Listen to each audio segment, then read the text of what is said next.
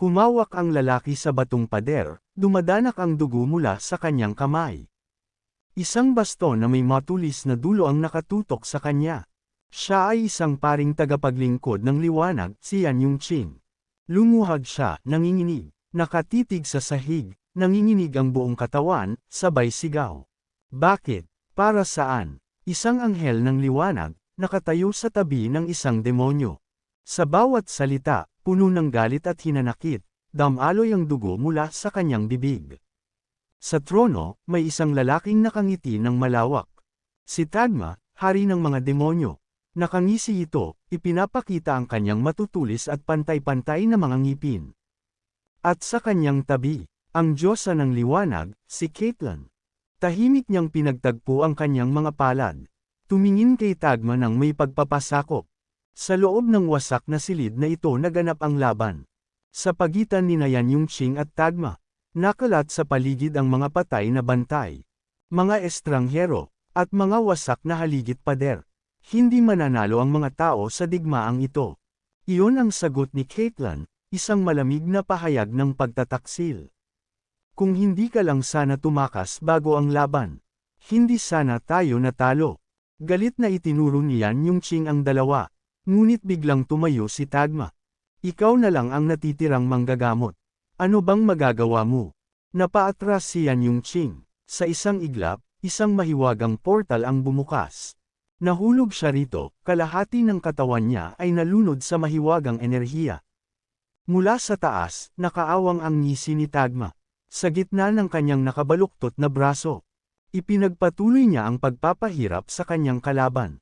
Sa huling sigaw ng takot at paghihirap, damanak ang dugo ni Yan Yongqing sa mga pader. At naglabas ng anunsyo ang sistema. Natanggap mo ang sistema ng Panginoon ng demonyo. Ano to? Hindi ba ako dapat patay na? Biglang lumiwanag ang paligid. Teleporting to the Demon Altar. Level 1 Demon Lord, Yan Yongqing. Kalusugan, 47. Lakas, bilis, katatagan, 5 puntos.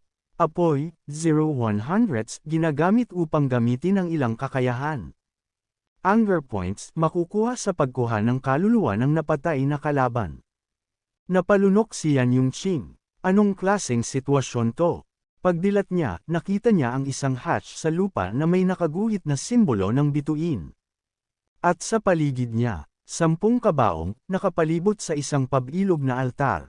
Para saan ang mga kabaong na to? Ikaw na ang bagong Panginoon ng demonyo. Mangyaring palakasin ang iyong antas upang gisingin ang 10 maalamat na demonyo. Nakuha mo ang kasanayan, pagtawag ng demonyo. Maaari mong tawagin at bawiin ang mga kaluluwa ng napatay na nilalang. Ang antas ng nilalang ay hindi dapat lumampas sa iyong sariling antas. Maaari mong gawing demonyo ang isang nilalang upang mapasailalim sa iyong utos. Tumingin si Yan Yongqing sa kanyang kamao. Nakakatawa to. Sumunod ako sa liwanag para labanan ang mga demonyo. Ngayon, ako mismo ang ginagawang isang demonyo. Itinaas niya ang kanyang tingin. Ito ba ang kabayaran sa pagtataksil nila sa akin? Sa tabi ng isang kabaong, biglang lumitaw ang isang maliwanag na bola ng mahika. Dumadaloy mula rito ang madilim na enerhiya. Kung ang isang anghel ng liwanag ay maaaring lumuhod sa isang demonyo. Kung gayon, wala nang mas sadyang makatarungan kaysa sa pagbagsak niya sa kamay ng isang demonyo. Gusto niya ito. Kung gayon, kukunin ko ang kapangyarihan na ito. Pumunta sa gitna ng altar upang bumalik sa mundo. Lumakad siya patungo sa gitna ng silid. Sa ilalim ng kanyang paa, kumikislap ang mga kidlat. At dumiretso ito sa isang kabaong. Biglang sumili ang asul na liwanag, naging dilaw, at lumipad pataas. Kasabay nito, damaloy ang liwanag sa katawan ni Yan Yongqing. Ngumisi siya, hintayin niyo lang ako, mga anghel ng liwanag.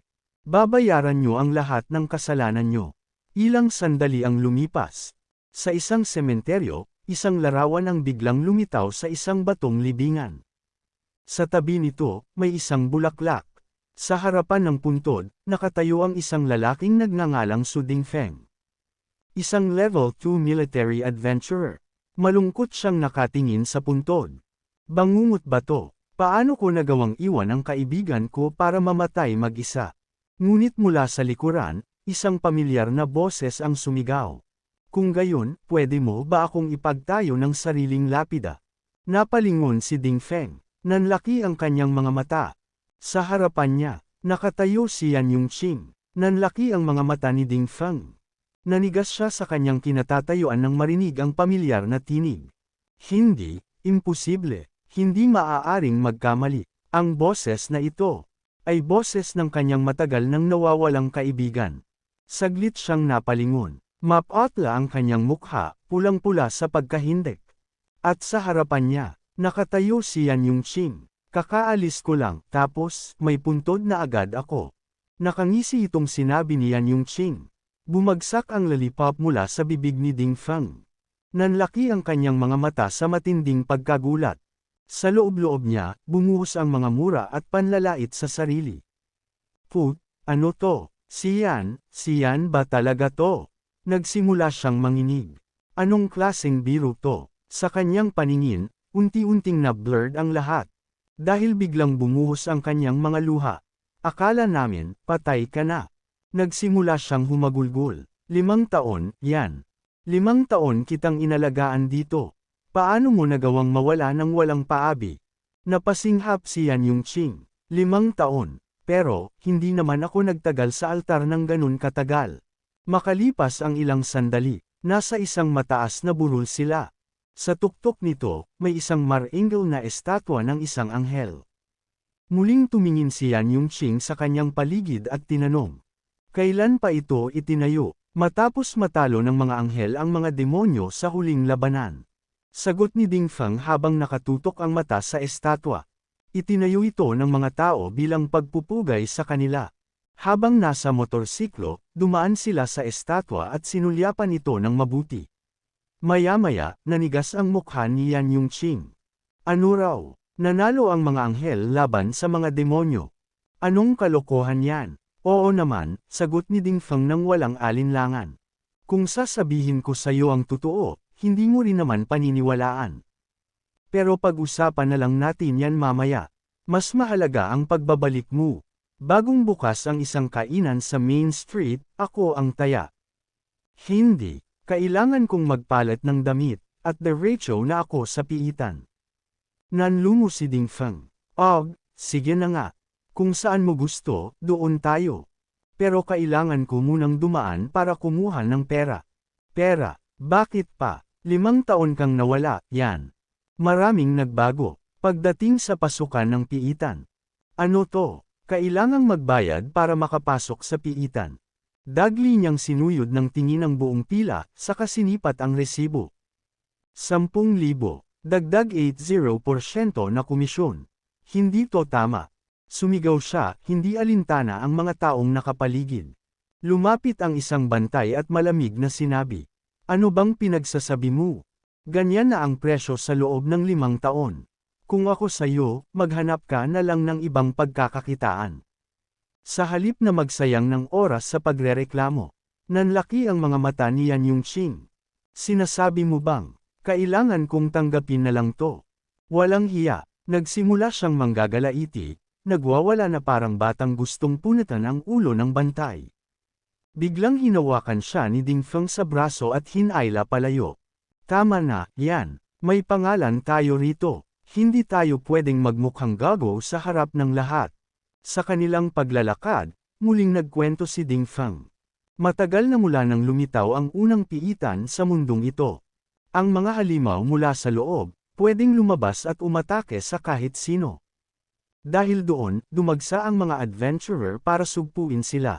Pero sa huling labanan, halos lahat ng mga elite adventurer ay pinatay. Ako lang ang nakaligtas. Dati, malayang nakapapasok ang kahit sinong turista sa piitan. Ngayon, lahat ng ito ay kontrolado, at may bayad pang malupit. Mas masahol pa sila sa mga halimaw. Bumantong hininga si Ding Feng at sinulyapan siya. Mula nang ipahayag ng mga anghel ng liwanag ang kanilang tagumpay laban sa mga demonyo.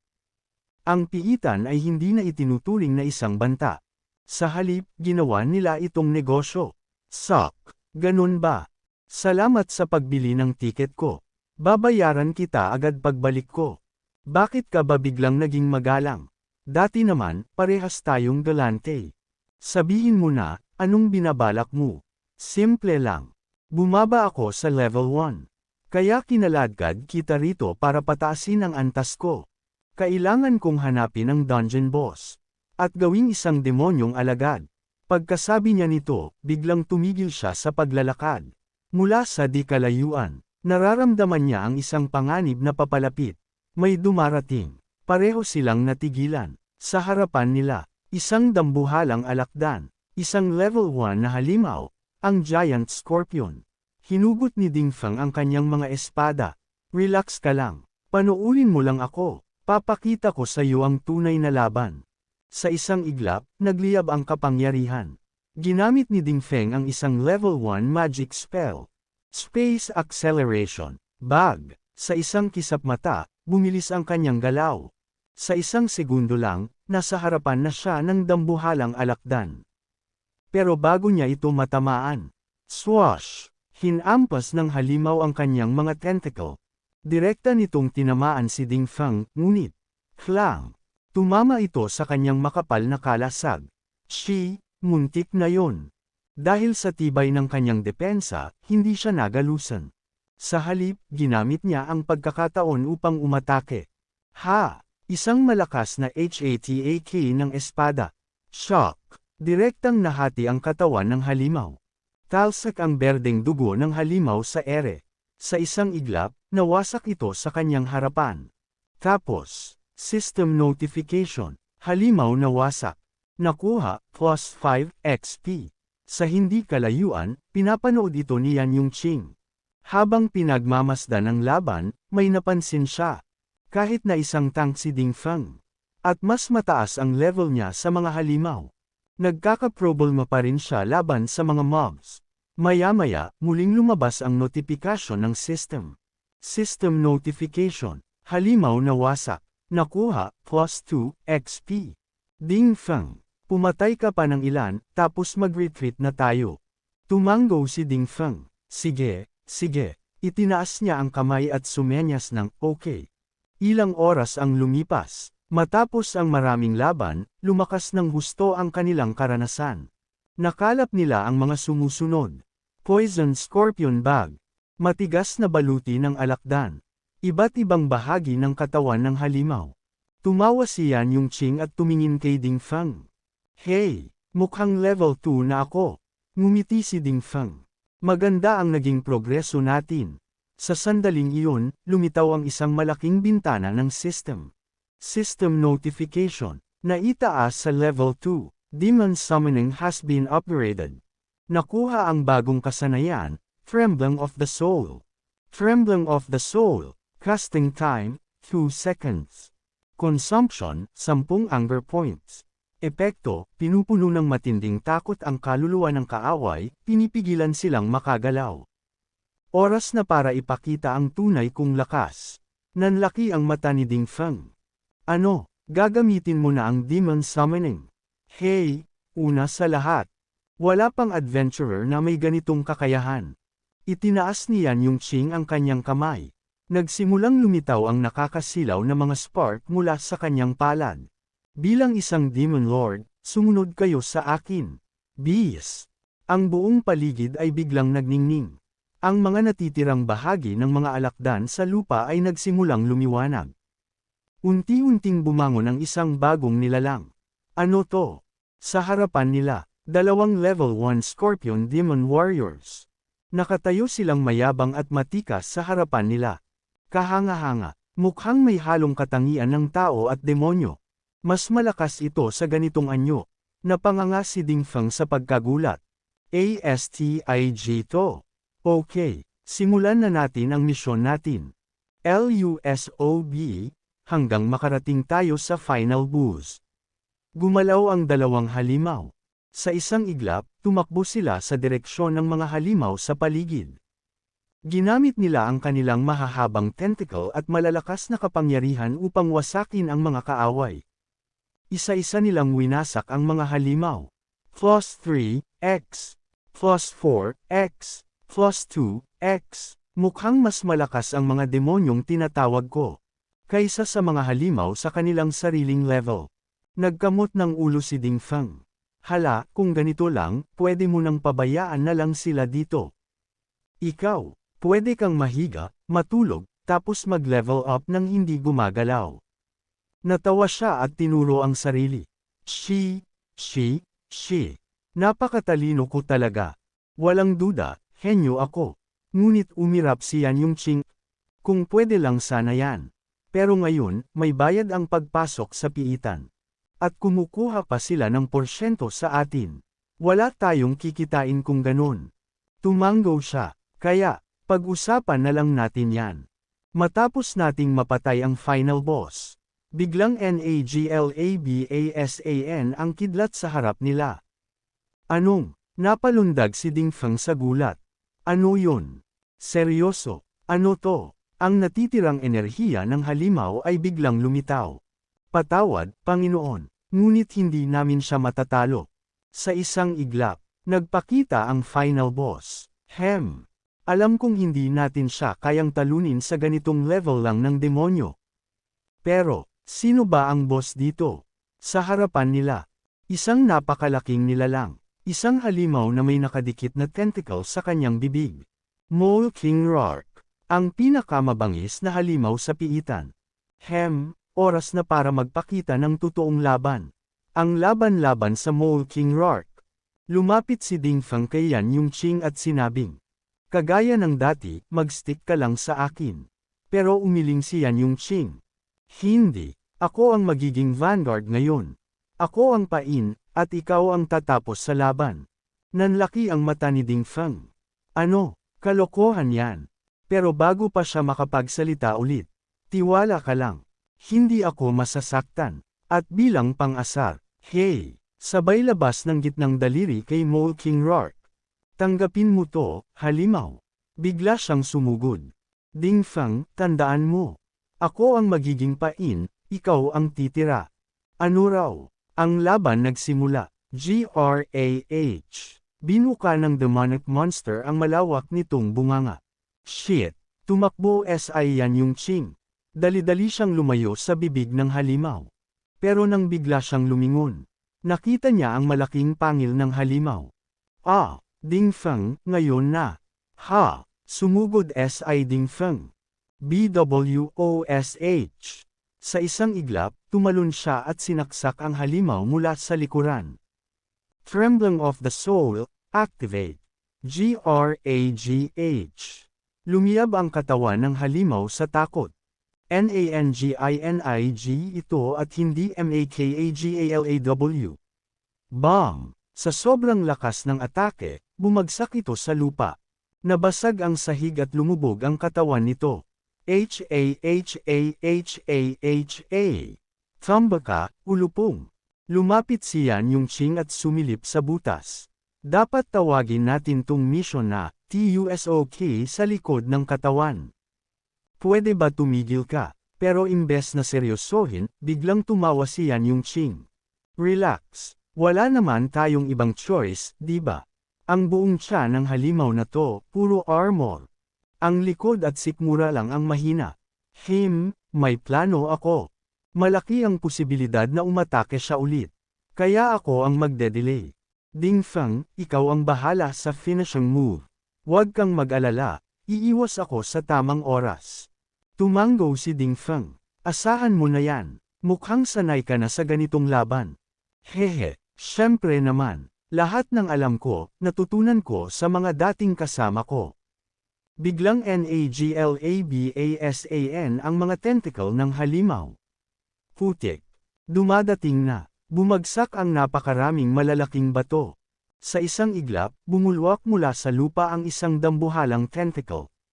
Tumama ito sa likuran ni Yan Yung Ching. Wow! Lumundag siya sa takot. Pero biglang lumitaw si Ding Feng. Nasa likod na siya ng halimaw.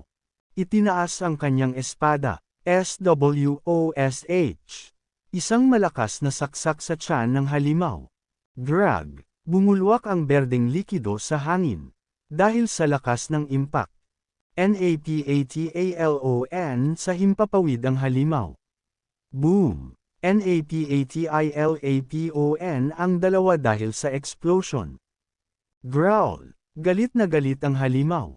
Bigla nitong hinampas ang espada ni Ding Feng.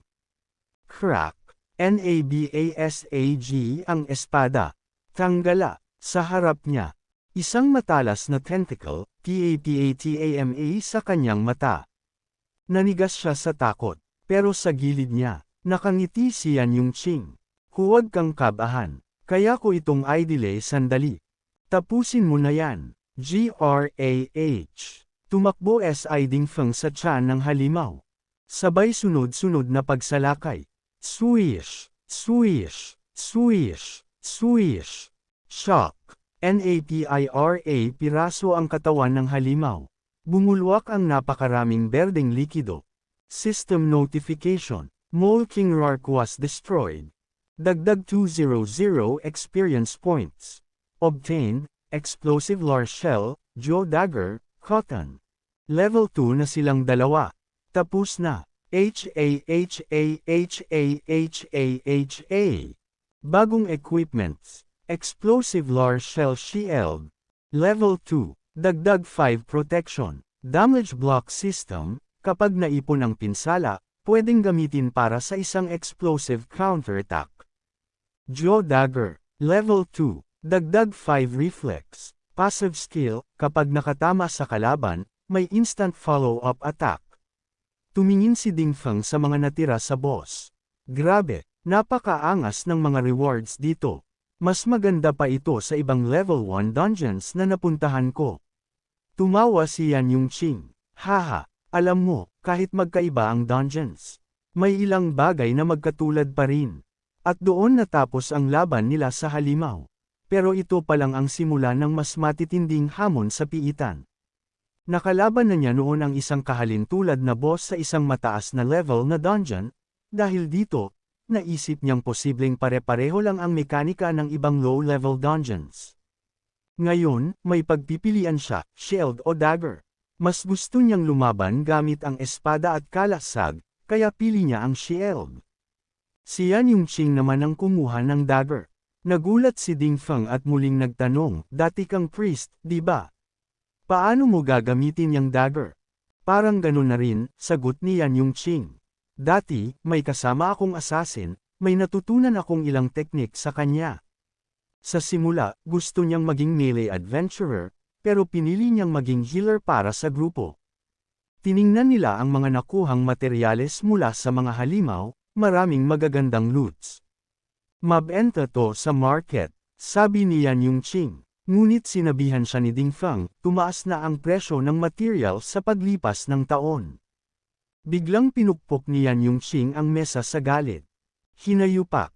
Minomonopolyo ba nila ito? Sa harap niya, isang lalaki na may suot na salamin ang tahimik lang na nakatingin sa kanya, si Zhu Tai, isang level 2 adventurer at dungeon administrator.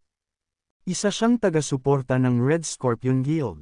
Nagpatuloy si Yan Yongqing, binibili niyo ng mura ang materials namin, tapos may 80% pang commission fee. Binabayaran namin ng 10 tickets ang isang entry, tapos may dagdag pang bayad. Ang kakapal ng mukha niyo.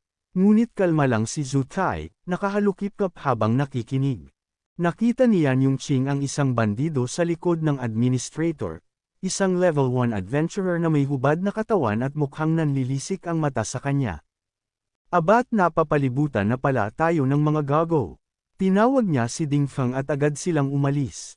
Habang palayo, sumigaw ang bandido. Umalis kayo dito, mga duwag. Tigil, sumigaw si Zhu Tai. Dahil sa kaangasan mo, dapat kang pagbayarin. Kunin mo ang shield na yan mula sa magical storage, bilang kabayaran sa moral damage. Napanganga si Yan Yongqing. Ano tong kalokohan? Lumingon si Ding Feng, yan lang ang nag-iisang shield ko. Pero inutos ni Yan Yongqing. Ibigay mo na. Isauli ko rin yan mamaya. Lumipas ang ilang sandali, dinalas tayo sa Red Scorpion Guild sa bahay sa gilid ng kagubatan. May dalawang sasakyan sa labas, at sa loob, maraming bandido ang gumagawa ng kani-kanilang mga gawain, Ang iba ay nag-uusap sa mesa, ang ilan ay nagpapahinga, at ang iba ay tumatawa habang nanunood ng balita sa TV. Ayon sa pinakahuling ulat, dami ang mga nawawalang adventurer sa dungeon. Isang kalbong lalaki ang tumingin sa kapitan at nagtanong, "Boss, bakit palaging nandito si Boss Sutay tuwing linggo?" "Paano ko malalaman?" Sagot ng kapitan. "Kung gusto mong malaman, tumayo ka at itanong mo mismo sa kanya." Umakyat siya ng hagdan at napansin ang isang bahagyang bukas na pinto. Sumilip siya, at nanginginig siyang umatras. Sa loob, nakaupo si Sutay sa mesa. May hawak na kutsilyo at tinidor, at kumakain ng dagwang kamay. Narinig ng mga tauhan niya ang malakas na tunog ng pagnguya ng buto. Sa labas, may narinig silang tunog. Lumabas sila upang suriin ito. "Ano yun?" tanong ng kalbong lalaki. Mukhang may dumaan lang na hayop. Ngunit bigla siyang natigilan. May isang malaking tipak ng bato na nakapatong sa kanilang sasakyan. "Sino ang may gawa nito?" sigaw niya. Sa likod niya, nakatayo si Yan Yongqing, nakangisi. "Hahaha, ang saya nito." Sa takot, tumakbo ang kalbong lalaki pabalik ng bahay. Nagulat ang kapitan, "Anong ginagawa mo?" "Utos ko sayo, imbestigahan." Pero nang makita niya ang mukha ng tauhan niya, napuno ng takot ang mukha nito. Naaktibo ang Trembling of the Soul. Lahat ng bandido at adventurer ay nalito. At sa isang iglap, sumugod si Yan Yongqing sa loob ng bahay, may dalang patalim. Tumalon siya at sinimulang sipain ang mga bandido isa-isa. Swash! Nagkalat ang mga tao sa paligid. Isang kalbong lalaki ang tinarget niya, "Mamatay ka." Shock! Pinaire-piraso ang katawan nito sa isang iglap. Nanginig ang lahat ng natirang adventurers. Isa sa kanila ang sumigaw, "Hulihin ang hayupak na yan." Pero bago pa sila makagalaw, itinaas ni Yan Yongqing ang kamay at muling ginamit ang Trembling of the Soul. Lahat ng bandido nanginig sa takot. Dahan-dahan siyang naglakad sa loob ng bahay. Habang paakyat siya sa hagdan, may kakaibang aura siyang naramdaman mula sa isang pinto. Binuksan niya ito, at napatigil siya. Sa loob, nakabitin ang dagwang mga paa sa mesa. Maraming bungo ang nakakalat, at sa gitna, nakaupo si Sutay. Kumakain ng laman ng tao. Napapikit si Yan Yongqing at bamulong. "Hayop ka," tumawa si Sutay. "Ikaw na ang susunod kong kakainin." "Saan tas mong yan? Laking malas mo." Nagngit-ngit si Yan Yongqing. "Hindi. Ikaw ang magbabayad." Hinawakan niya ang espada at umatake. Ngunit bigla siyang umupo sa lotus position. "Pagsisihan mo to." Sa bawat kamay niya, lumitaw ang isang nag-aalab na fireball. "Susunugan kita hanggang maluto sa tamang timpla." Ang buong silid ay biglang lumiwanag sa lakas ng kanyang kapangyarihang mahika, bumaha ng enerhiya sa paligid. Nagpakislap ng maraming liwanag at lumipad ang mga kislap ng apoy sa ere. Hindi nag-aksaya ng oras si Yan Yongqing, sumugod siya sa silid ni Sutay. Binuksan niya ng mariin ang pinto, lumundag sa loob, at agad umatake. Swish! Swish! Swish! Sunod-sunod niyang iwinasiwas ang kanyang espada, bumuo ng malalakas na daloy ng enerhiya sa bawat hampas. "Ano to?" Pawisan siyang tumitig sa harapan niya, di niya inaasahan ang nasaksihan niya. Bakit ganito kabilis ang kilos niya? Muli niyang tinutok ang espada sa mukha ni Sutay. Sa sobrang bilis ng kanyang mga pag-atake, nag-iwan ang espada niya ng kumikislap na pulang bakas sa hangin. Naalala niya ang dokumentong hawak niya kanina. Yan Yongqing, Healer Class, Level 1. Paanong naging ganito siya kaliksi? Nang sumunod na segundo, ang dulo ng espada niya ay nasa tapat na mismo ng mga mata ni Sutay. Nanginginig si Sutay, hindi makagalaw sa matinding takot. Hindi ito ang kinalabasan na inaasahan ko. Biglang dumating ang system report. Kapag nasusugatan ang kalaban, ang reflex system ay nag-a-activate para automatikong makapagbigay ng dagdag na atake. At dahil dito, hindi huminto si Yan Yongqing. Buwash! Biglang lumipad si Sutay sa ere matapos tamaan ng matitinding atake. Sa isang iglap, napunit ang kanyang mukha, at bumulwak ang dugo sa harapan niya. Kasabay nito, nabiyak ang kanyang salamin. Hindi, anong nangyari? Napahawak siya sa kanyang mukha, nanlaki ang mga mata, at hindi makapaniwala sa nangyari. Lumapit si Yan Yongqing, nakangisi. Hindi ka na makakawala. Fire-based subservient volatility, tama. Mas magiging kapaki-pakinabang kabilang alipin ko. Lumikha ng mga linya ng dugo sa mukha ni Zhu Tai, at napanganga ito sa galit. Hayop ka, huwag kang masyadong mayabang. At biglang, boom! Biglang bamuka ang bibig ni Zhu Tai. At mula rito, lumabas ang isang dambuhalang kamao na dumiretso kay Yan Yongqing. Ano to? Nagkaroon ng isang matinding pagsabog.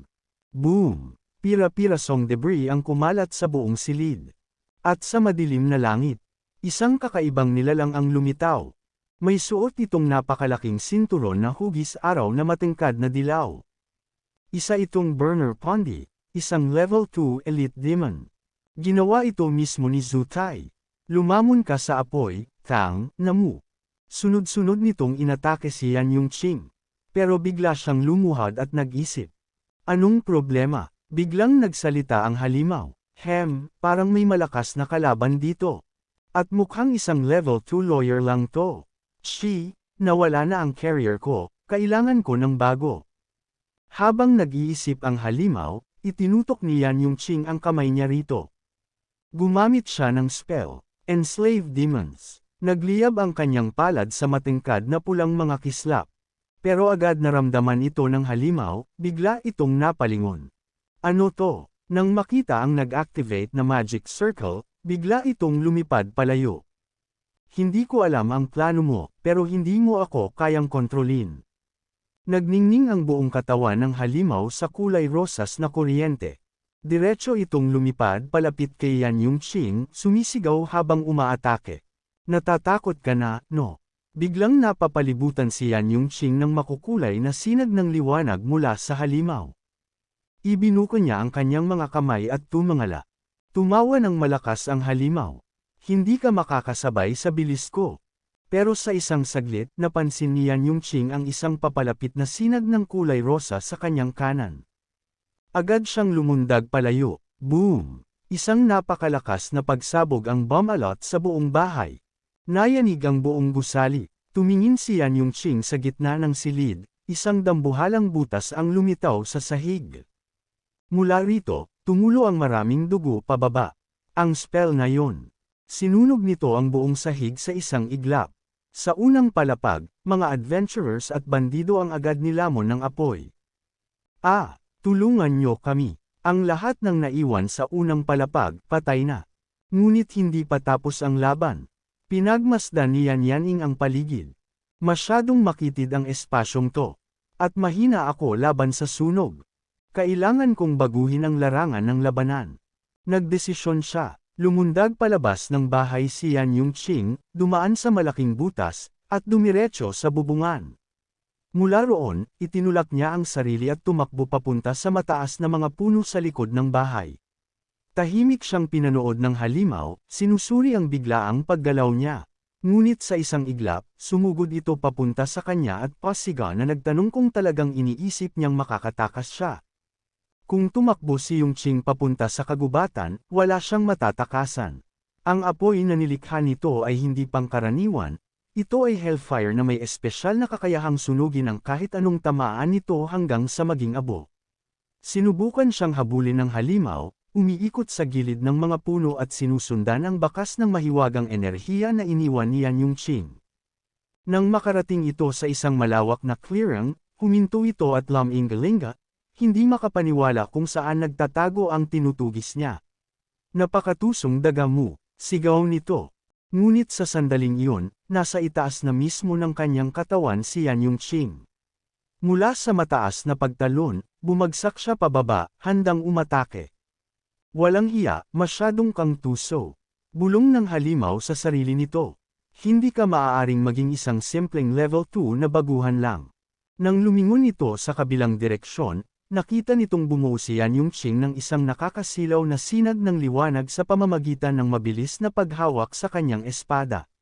Mabilis niyang hinito ito mismo sa mukha ng halimaw. Mabilis na umiwas ang halimaw at bahagyang nakaiwas sa tama, ngunit nagkaroon pa rin ito ng malalim na sugat sa kamay mula sa enerhiya ng espada ni Yan Yongqing. Bumulwak ang dugo sa ere.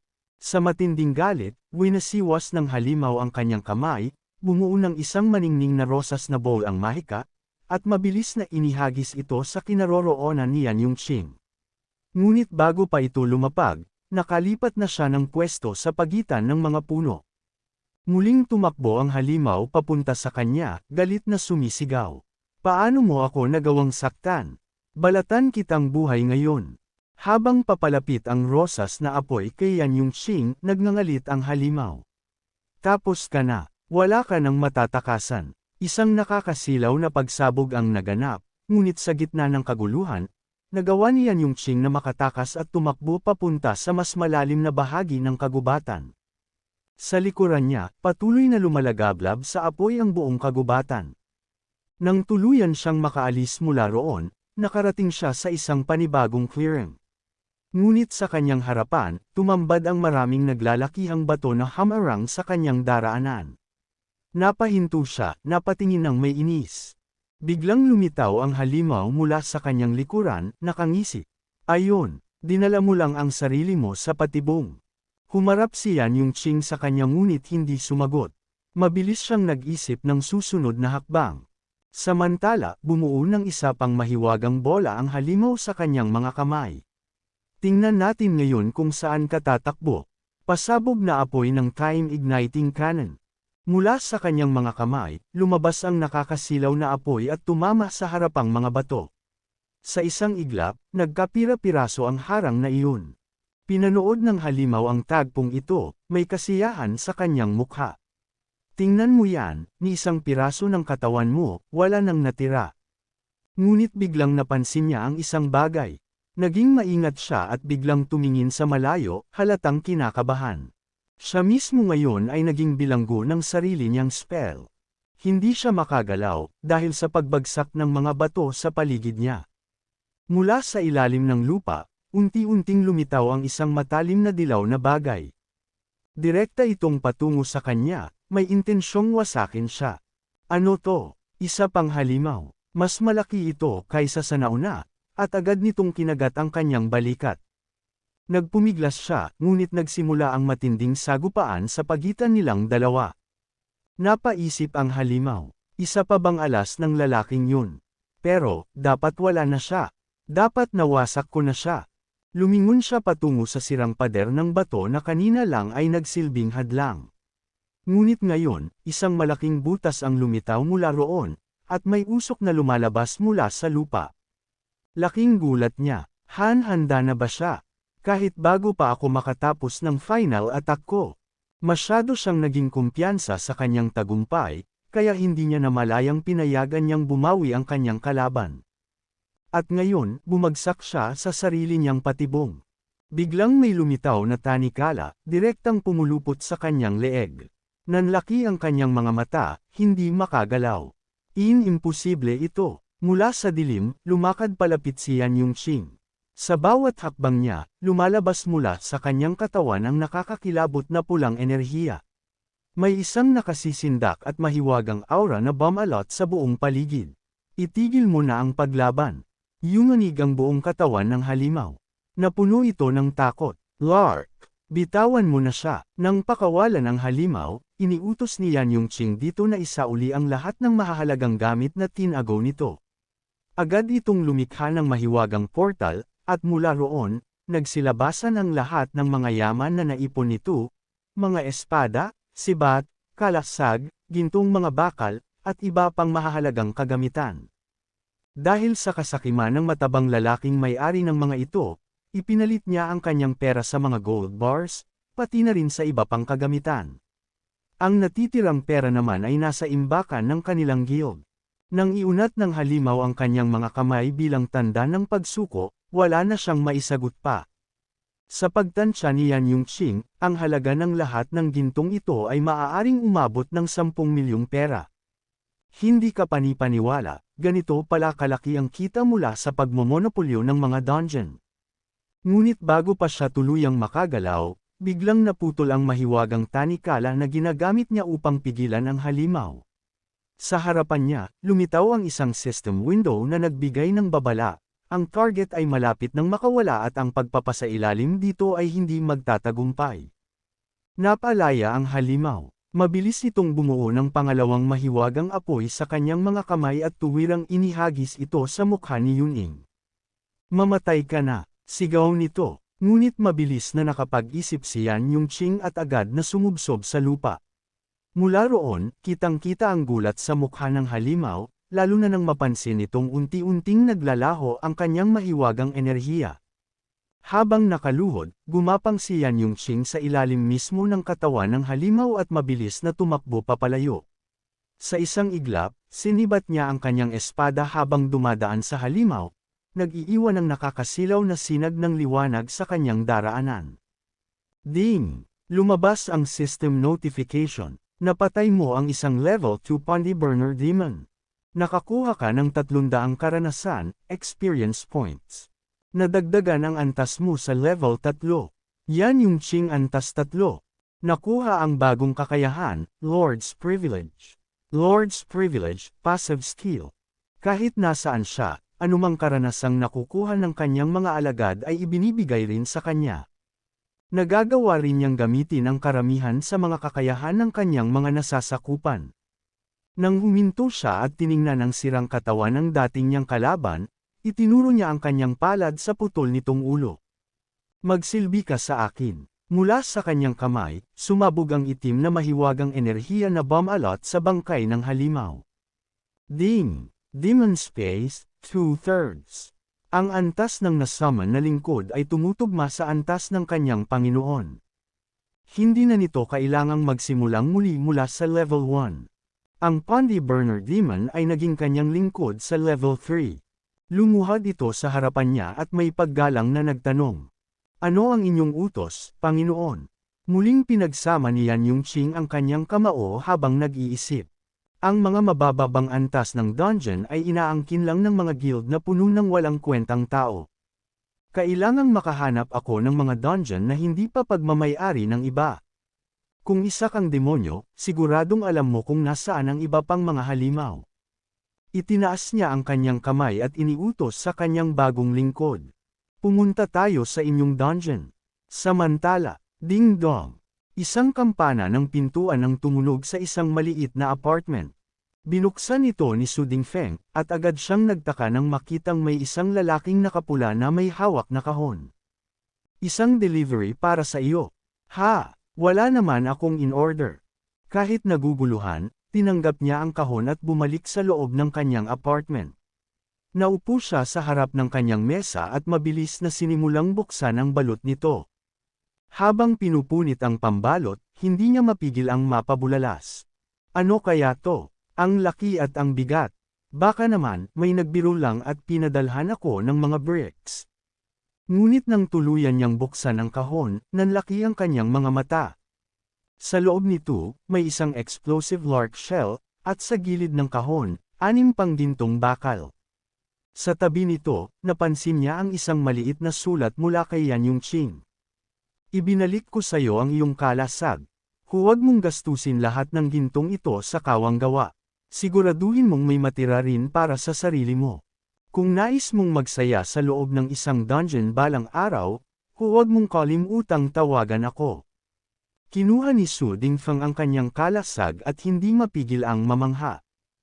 Hindi ka panipaniwala. Nagawa ni Yan Yongqing. Nabawi niya ang kalasag ko mula sa Guild of Rogues. Pagkatapos, pinulot niya ang isa sa mga gintong bakal at napahinto sa sobrang gulat. Hindi ako makapaniwala. Ito ang unang pagkakataon na nakahawak ako ng ganitong kalaking gintong bakal.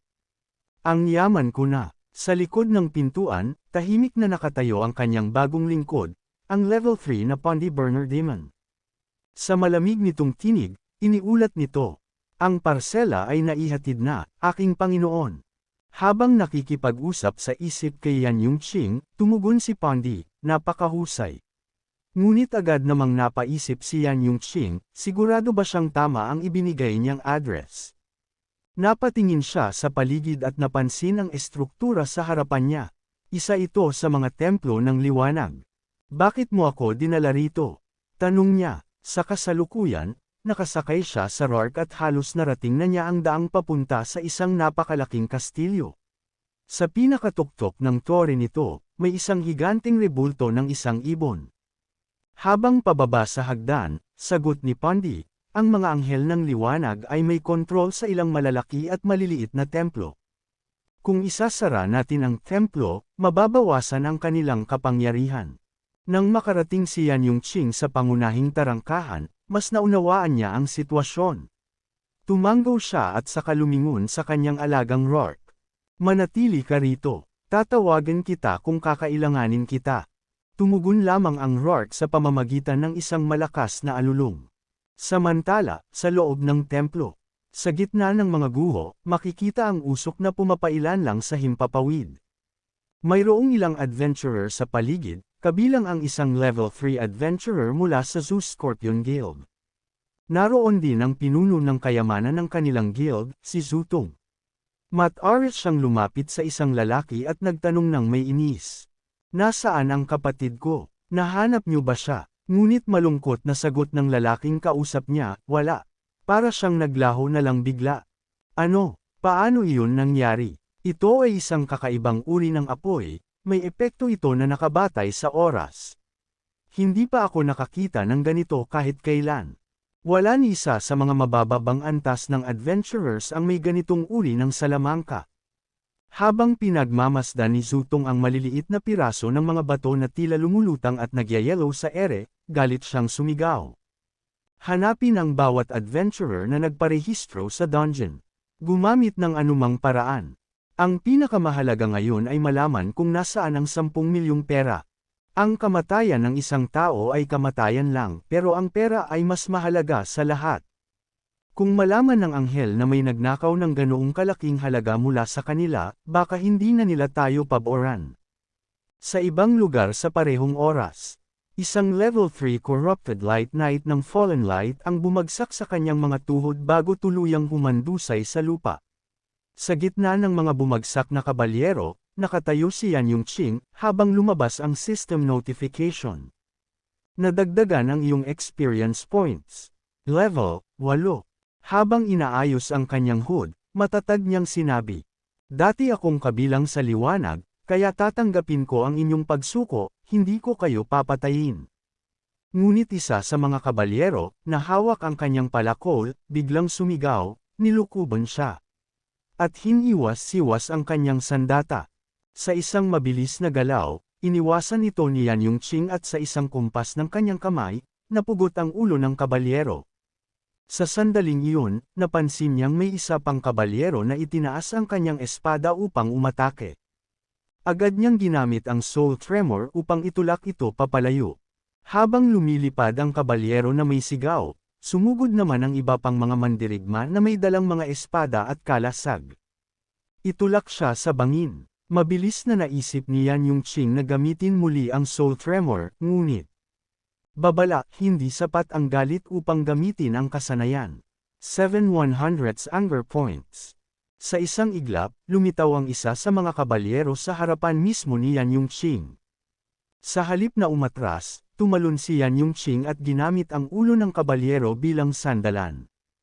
Habang nasa ere, sinipa niya ang isa pang kabalyero, diretso sa kanyang leeg, at napugot ang ulo nito. Isang kabalyero ang muling umatake gamit ang kanyang espada, ngunit ginamit ni Yan Yongqing ang katawan ng isa pang kabalyero upang tuluyan siyang maiwasan. Sa isang iglap, napatay niya silang lahat. Sa di kalayuan, isang grupo ng kabalyero ang nanunood sa labanan, nanginginig sa takot. Ay isa lang siya, bakit hindi natin siya mapigilan? Hindi tayo maaaring umurong. Kung umatras tayo, sigurado tayong paparusahan ng ating mga pinuno. Sa puntong iyon, ang komandante ng Fallen Light, isang elite level 3 warrior, ay hindi na nakatiis. Itinaas niya ang kanyang matalim na palakol. Napansin ito ng isa pang kabalyero at agad siyang lumingon, ngunit huli na. Pinabagsak ng komandante ang kanyang sandata sa lupa. Boom! Agad na sumabog ang isang malakas na alon ng bughaw na enerhiya, tumatama sa lahat ng natitirang kabalyero. Winasak nito ang buong kalsada, iniwan ang isang maitim na hukay mula sa pagkasunog. Ngunit, sa kabila ng makapal na usok, isang malamig na boses ang lumitaw. Para lamang talunin ako, pinatay mo pa mismo ang iyong sariling mga tauhan. Mas mukha ka pang demonyo kaysa kay Pondy. Sa sandaling iyon, lumabas si Yan Yongqing mula sa likod ng Lark at sinabing, "Salamat at naprotektahan mo ako mula sa atake." Tumugon ang Lark sa pamamagitan ng isang malakas na alulong. Ngunit kasunod nito, nagsalita ito sa isip ni Yan Yongqing, nagpakita ng isang masamang ekspresyon. "Ayaw kita." Nang marinig ito, matapang nang umiti si Yan Yongqing at sagot niya, "Ganoon ba? Hindi mo ako gusto, mga walang kwentang adventurer at maruruming demonyo." Mataas at puno ng galit ang boses ng elite warrior habang hawak niya ang kanyang mabigat na palakol. "Pagsisisihan niyo ang pagpasok sa banal na lugar na ito." Sa isang iglap, sumugod siya ng ubod ng bilis at buong lakas na inihampas ang kanyang sandata. Ngunit, sa ibang lugar, biglang naputol ang eksena, isang ulo ang bumagsak sa lupa, gumugulong sa alikabok. Napatulala ang lalaking nasa tabi nito, hindi agad makagalaw. Nang mapansin niyang papalapit sa kanya ang ulo ng kanyang kasamahan, mabilis siyang umatras, nanginginig ang buong katawan sa takot. "Huwag mo akong patayin." Pagsusumamo niya, ngunit hindi siya pinansin ng lalaking nasa harapan niya. Sa halip, inangat nito ang isang larawan sa kanyang telepono at malamig na nagtanong. "Hinahanap ko ang taong ito. 3 taon na siyang wala sa inyong guild." Matapos siyang umalis, hindi na na-update ang kanyang address. Pero, narinig kong may komunikasyon ka pa rin sa kanya. Napansin ng lalaki kung sino ang nasa litrato, si Ding Feng. Dahil sa sobrang takot, napalunok siya ng laway, at butil-butil ang pawis sa kanyang mukha. Ang lalaking naghahanap kay Ding Feng ay walang iba kundi si Neto Hu, isang level 4 assassin. Muli siyang lumapit sa nanginginig na lalaki at may masamang ngiti sa kanyang labi habang malamig na nagtanong. Saan siya nakatira? Sa isip ng lalaki, bumalik ang eksena kanina, isang iglap lang, napatay ni Neto Hu ang kanilang guild's main tank. Kung mawalan ako ng kahit isang segundong pag-iingat, tiyak, papatayin din niya ako. Sa kalmadong boses, mabilis siyang sumagot. Si Ding Feng, nakatira sa Block 305, XX District, sa intersection ng XX Road at XX Avenue. "Pwede na ba akong umalis?" Tanong niya, nanginginig pa rin. Sa halip na sumagot ng diretsyo, tumawa lang si Neto Hu at may pilit na ngiti habang bumigkas ng isang tanong. "Sa tingin mo ba, isa akong malupit na tao?" Maya-maya, umangat ang kanyang kilay at malamig na nagsabi, "Mawala ka na rito." Agad namang tumakbo ang lalaki palayo, hindi na lumingon pa. Habang nananatili sa kanyang pwesto si Neto Hu, unti-unting nagbago ang ekspresyon ng kanyang mukha. At sa isang malamig na boses, mahina niyang sinabi, "Biro lang." Sa isang kumpas, sumabog ang kanyang enerhiya sa kanyang palad. Sa isang iglap, lumipad ang isang matalim na hiwa ng enerhiya sa ere. Dumiretso ito sa lalaking mabilis na tumatakbo. Swash! Sa loob lamang ng ilang segundo, ang katawan ng lalaki ay nahati sa dalawa. Wala man lang siyang pagkakataong sumigaw. Muling lumakad si Neto Hu, inilalabas ang kanyang telepono habang malamig na bulong. "Ngayon, sa susunod kong biktima." Samantala, sa ibang lugar. Ding dong! Isang kampana ang muling tumunog sa isang apartment. Lumingon si Su Dingfeng at binuksan ang pinto na may nakangiting mukha. Delivery ulit. Ngunit nang makita niya ang lalaki sa labas ng pintuan, nanlamig siya. Isang lalaking may matingkad na kulay ube ang buhok ang nakatayo sa harapan niya, may malagim na ngiti sa kanyang labi. Sa malamig at malalim na boses, nagtanong ito, "Ikaw ba si Ding Feng?" Sa isang makinang na trono, nakaupo ang isang kabalyero nang bigla niyang mapansin ang isang anino sa may pintuan. Si Yan Yongqing, na umabot na sa ika-4 na antas, ay matapang na lumalapit. Mahigpit na hawak ang hawakan ng isang punyal sa kanyang kanang kamay. Naguluhan ang kabalyero at nagtanong, paano nakapasok ang insektong ito? Ano nangyari sa komandante? Nakakatulog ba siya? Kumunot ang noo ni Yan Yongqing, na para bang hindi alam kung sino ang tinutukoy nito. Komandante, tanong niya. Pagkatapos, tila biglang naalala niya, kaya't binuksan niya ang isang mahiwagang espasyo, kumuha ng isang bagay, at itinapon ito sa harapan ng kabalyero. Isang maliit at bilog na bagay ang gamulong sa lupa at huminto malapit sa trono. Tinitigan ito ni Yan Yangqing at nagsalita, mukhang totoong nakatulog siya, at hindi na madyay gising kailanman. Ang ulo ng komandante ay lumitaw sa tabi ng kabalyero. Napagtanto nito na nagawang patayin ng lalaki ang isang third-level elite nang hindi man lang nasusugatan. Mukhang mas malakas siya kaysa sa isang hamak na insekto, pero wala siyang kaalam-alam kung sino ang kinakalaban niya, naisip ng kabalyero. Biglang lumabas mula sa mahiwagang espasyo ang pinuno ng Order of the Knights of the Fallen Light, ang hukom ng banal na kapangyarihan, si Argus. Hindi matukoy ang kanyang antas, at napapalibutan siya ng makapangyarihang enerhiya. Kaagad na ginamit ni Yan Yangqing ang Soul Tremors, ngunit agad siyang inalerto ng sistema, ang antas ng target ay masyadong mataas. Ang epekto ng Soul Tremors ay napigilan. Nagulat siya pero hindi na nag-aksaya ng oras ang hukom. Tumalon ito at tinangkang hatawin siya. Mabilis namang umilag si Yan Yangqing, pero sa pangalawang pagsugod, nasapul siya. Kahit na nagamit niya ang kanyang punyal upang ipagtanggol ang sarili, tinangay pa rin siya ng napakalakas na puwersa.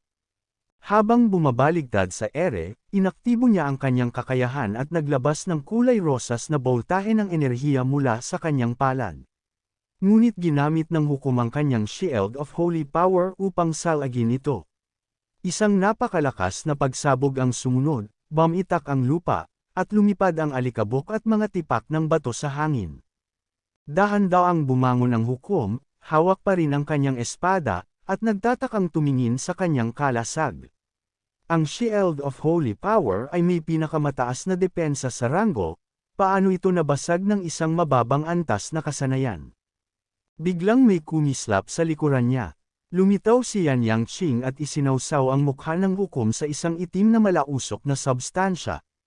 Nang lumingon ang hukom, nakita niyang may nakatarak ng espada sa kanyang balikat. Nagsimulang manginig ito. Ginamit niya ang usok upang magsagawa ng lihim na pag-atake. Napakawalang hiya, sigaw ng hukom. Ngunit tumitig lamang sa kanya si Yan Yangqing, pulang-pula ang nag-aapoy nitong mga mata. Sa malamig na tinig, sinabi niya, nakakatawa ang mga sinasabi mo. Nasaan ang moralidad ninyo, kayong mga taksil sa sangkatauhan na naglilingkod sa Diyosa ng liwanag? Lupaypay na bumagsak ang hukom sa kanyang mga tuhod.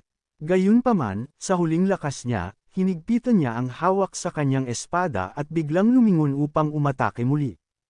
Mabilis na umiwas si Yan Yangqing pero nagtaka siya. Tinamaan ko na ang kanyang mayan ang bahagi, paano pa siya nakakakontra? Mula sa leeg at ulo ng hukom, nagsimulang lumabas ang maliwanag na enerhiya. Napansin ni Yan Yangqing ang kakaibang liwanag at napaisip, nagpapagaling ba siya? Ang epektong ito, mas malakas pa sa kahit anong paggagamot na alam ko. Kahit noong pari pa siya, hindi niya magawang pagalingin ang isang malapit ng mamatay. Sa loob lamang ng ilang segundo, nagamot ng hukom ang sarili at agad na umatake muli, itinapon si Yan Yangqing sa ere. Kinuha niya ang espada, ibinuhos dito ang kanyang enerhiya, at sumigaw, dapat kang maging abu, walang kwentang insekto.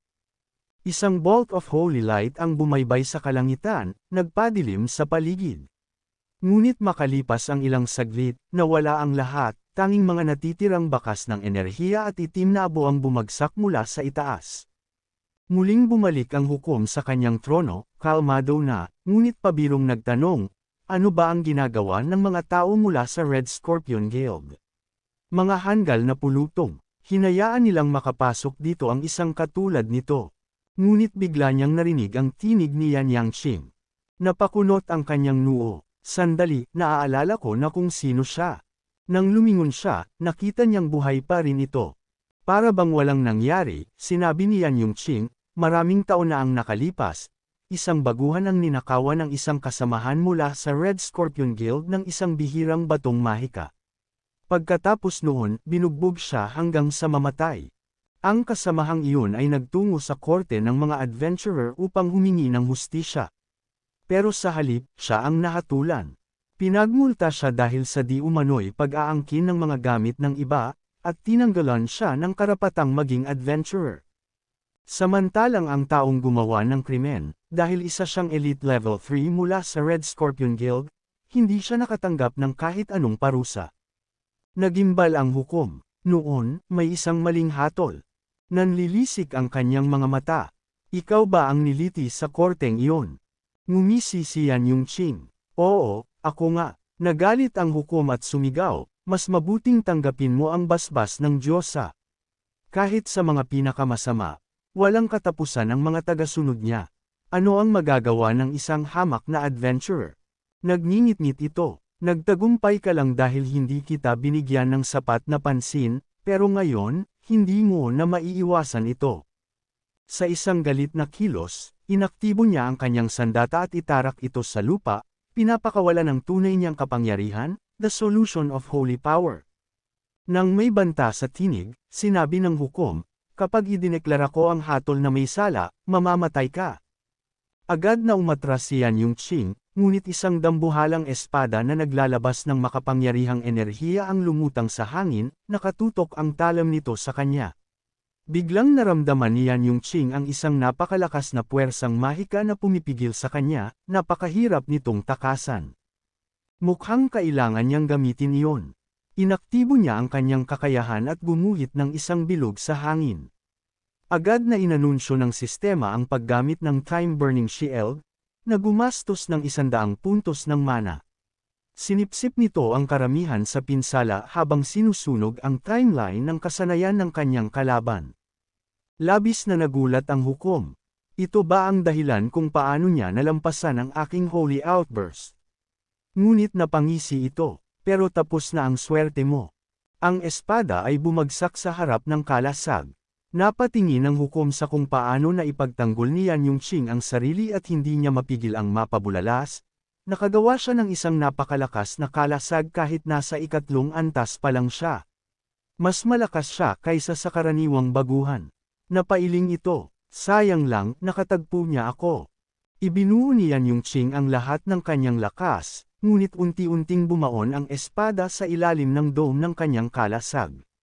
Habang dahan-daw ang bumabagsak ito mula sa matinding presyon, muling sumigaw ang hukom.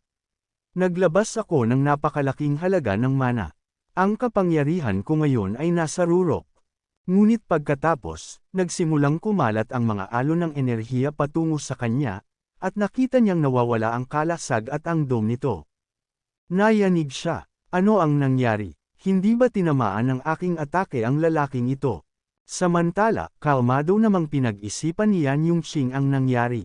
Sa tulong ng time-burning flame, nagawa kong lumikha ng isang kalasag na may parehong epekto ng kasanayan ni Pondi. Hanggat hindi masyadong malayo ang antas ng kalaban, ang espesyal na time burn effect ay nakakaapekto sa kanyang kasanayan sa pag-atake. Biglang lumabas ang abiso ng sistema, mana, 105-363. Muling bumuo si Yan Yongqing ng isang maliit na bug zone ng enerhiya sa kanyang kamay at ngumiti. Ngayon, ako naman. Ginamit niya ang Lord's Privilege, Soul Destruction. Uubusin ko ang lahat ng natitirang mana para sa atakeng ito. Mula sa kanyang palad, isang rosas na daloy ng enerhiya ang bumalot patungo sa hukom. Natakot ito ngunit pilit niyang ipinagtanggol ang sarili gamit ang kanyang espada. Gayunpaman, naramdaman niya ang nakakikilabot na puwersang bumabalot sa kanya. Kasabay ng rosas na enerhiya, lumitaw ang mga itim at pulang sinag na bumuo ng isang malakas na bugzo, halos natupok ang maliit na islang kanilang kinaroroonan. Nang hamupa ang lahat, isang napakalaking umuusok na hukay ang lumitaw sa semento. Sa gitna nito, nanginginig ang hukom, walang magawa. Napilitang aminin ng hukom ang kanyang nararamdaman. Hindi ako makapaniwala, lumaban siya ng patas laban sa akin. Inayos niya ang kanyang pananalita. Mas kawili-wili siya kaysa sa mga adventurer na tinapakan ko noon. Pero, ngumiti ito ng mapanukso. Tatagal lang ito ng ilang segundo. Gagaling kaagad ang mga gasgas na ito. Bigla niyang itinapon ang kanyang espada at inaktibo ang kanyang kakayahan. Mula sa kanyang nasirang kamay, nagsimulang bumuo ng maliwanag na gintong ilaw. Ngunit, bigla siyang napahinto. Ano ito? Unti-unting nawala ang kanyang enerhiya habang lumitaw ang mga bagzo ng itim at pulang enerhiya. Gulat na naisip ng hukom, hindi gumagaling ang mga sugat ko. Mula sa kanyang katawan, biglang sumabog ang madilim na enerhiya, bumalat ito sa kanya na parang matatalas na kutsilyo. Napatitig siya kay Yan Yongqing. Ano ang ginawa mo sa akin? Bumagsak siya sa kanyang mga tuhod. Lumapit si Yan Yongqing at malamig na sinabi, pangalawang beses mo nang lumuhad sa harapan ko. Bakit parang ang hina na ng tuhod ng napakadakilang Knight of Light? Nanginginig sa takot, nagmakaawa ang hukom, maawa ka. Gagawin ko ang lahat ng gusto mo. Ngunit hindi siya pinansin ni Yan Yongqing. Sa halip, tumingin ito sa malayo at bulong na sinabi, hindi pa ako tapos sa aking kwento. Naguluhan ang hukom. Ano? Nagpatuloy si Yan Yongqing. Matapos mawala ng trabaho ang kasamahan ko, napilitan siyang maghanap ng paraan upang kumita. Pero dahil sa matinding krisis sa ekonomiya at takot ng mga kumpanya sa Zhu family, wala ni isang gustong kumuha sa kanya. Samantala, may ilang mga tao sa paligid niya ang nag-usap-usap. Hindi ba ito ang kauna na sumubok lumaban sa Zhu family? Ngayon, hindi na siya makakahanap ng trabaho kahit saan. Kasalanan niya rin ito. Dapat alam niya kung sino ang kinakalaban niya. Minsan lang pwedeng magkamali ang isang tao. Hindi siya dapat nagpunta sa korte. Ang pamilya na yan ay walang awa. Mas mabuti pang namatay na lang siya agad. Sa pagkarinig nito, mahigpit na hinawakan ng binata ang isang papel sa kanyang kamay. Buong katawan niya ay nagsimulang manginig. Nagpatuloy si Yan Yongqing. Ako at ang isa ko pang kaibigan ay nagdesisyong dalhan siya ng pera upang matulungan siya sa panahong iyon. Matagal kaming kumatok sa kanyang pintuan, ngunit hindi siya sumagot. Napilitan kaming tawagin ang may-ari ng inuupahang bahay upang buksan ang pinto. Huminga siya ng malalim, ngunit huli na kami. Nang makapasok sila sa loob, dumiretso sila sa banyo. Doon, nakita nila, isang kamay, damanak ang dugo sa sahig. Matapos ihagis ang espada at muling dakmin ito, iritadong nagtanong si Yan Yongqing, bakit ko kailangang patawarin ka? Mabilis na iniunat ng hukom ang kanyang kamay sa gilid at same time na nangako, magsisilbi ako sa iyo at sasabihin ko ang lahat ng alam ko. Laking gulat ng hukom nang hindi inaasahan, mabilis na tumango si Yan Yongqing. Sige. Napangiti ang hukom, pakiramdam niya ay nakahinga siya ng maluwag. Mabuti. Mukhang nabawasan ang pagbabantay ng lalaking ito. May natitira pa siyang kaunting mana, kaya't agad niya itong ginamit. Ngunit bago pa siya makaporma, isang mabilis na hiwa ang naghiwalay sa kanyang ulo sa katawan. Hindi na siya nagkaroon ng pagkakataong maintindihan kung ano ang nangyari. Sa huling sandali, isang tanong ang dumaan sa kanyang isipan, ano ito? Walang bahid ng emosyon sa tinig ni Yan Yongqing ng malamig niyang bigkasan, magsisilbi ka sa akin, pagkatapos mong mamatay. Ding! Ang sistema ay nag-anunsyo, nakakuha ng 400 karanasan puntos. Antas ay tumaas sa ika-5 antas. Bagong kakayahan nakuha, Master Servant Feedback. Agad na gumugugol ng 25 puntos ng mana. Maaaring ipatawag ng Panginoon ang isang lingkod kahit na ito ay malayo o iutos sa lingkod na huwag siya ipatawag. Bagong kakayahan nakuha, Devil Form. Agad na gumugugol ng 100 puntos ng mana, at 5 puntos bawat segundo hanggang sa maubos ang mana o hanggang sa ikansela ang kasanayan. Ang Panginoon at ang kanyang mga lingkod ay maaaring kumuha ng mas malakas na anyo sa laban, na may mataas na resistensya laban sa mga kasanayang nakabatay sa pananakot. Ang lakas ng atake, depensa, at bilis ng paggalaw ay lubhang tumataas, ngunit ang resistensya laban sa mga kasanayang nakabatay sa liwanag ay bumababa. Binasa ni Yan Yongqing ang mga detalyeng ito at pinag-isipan ito ng mabuti. Sandali, ipinadala ko si Pondi para linisin ang dungeon. Bakit wala akong natanggap na karagdagang karanasan? Napaisip siya, kung naabot ko na ang ika-5 antas bago ko nakaharap ang boss, tiyak na mas madali ang laban. Mabilis siyang tumutok sa kanyang lingkod. Nasaan ka, Pondi? Bakit hindi mo ako nabibigyan ng karanasan? Nag-alangan si Pondy bago sumagot.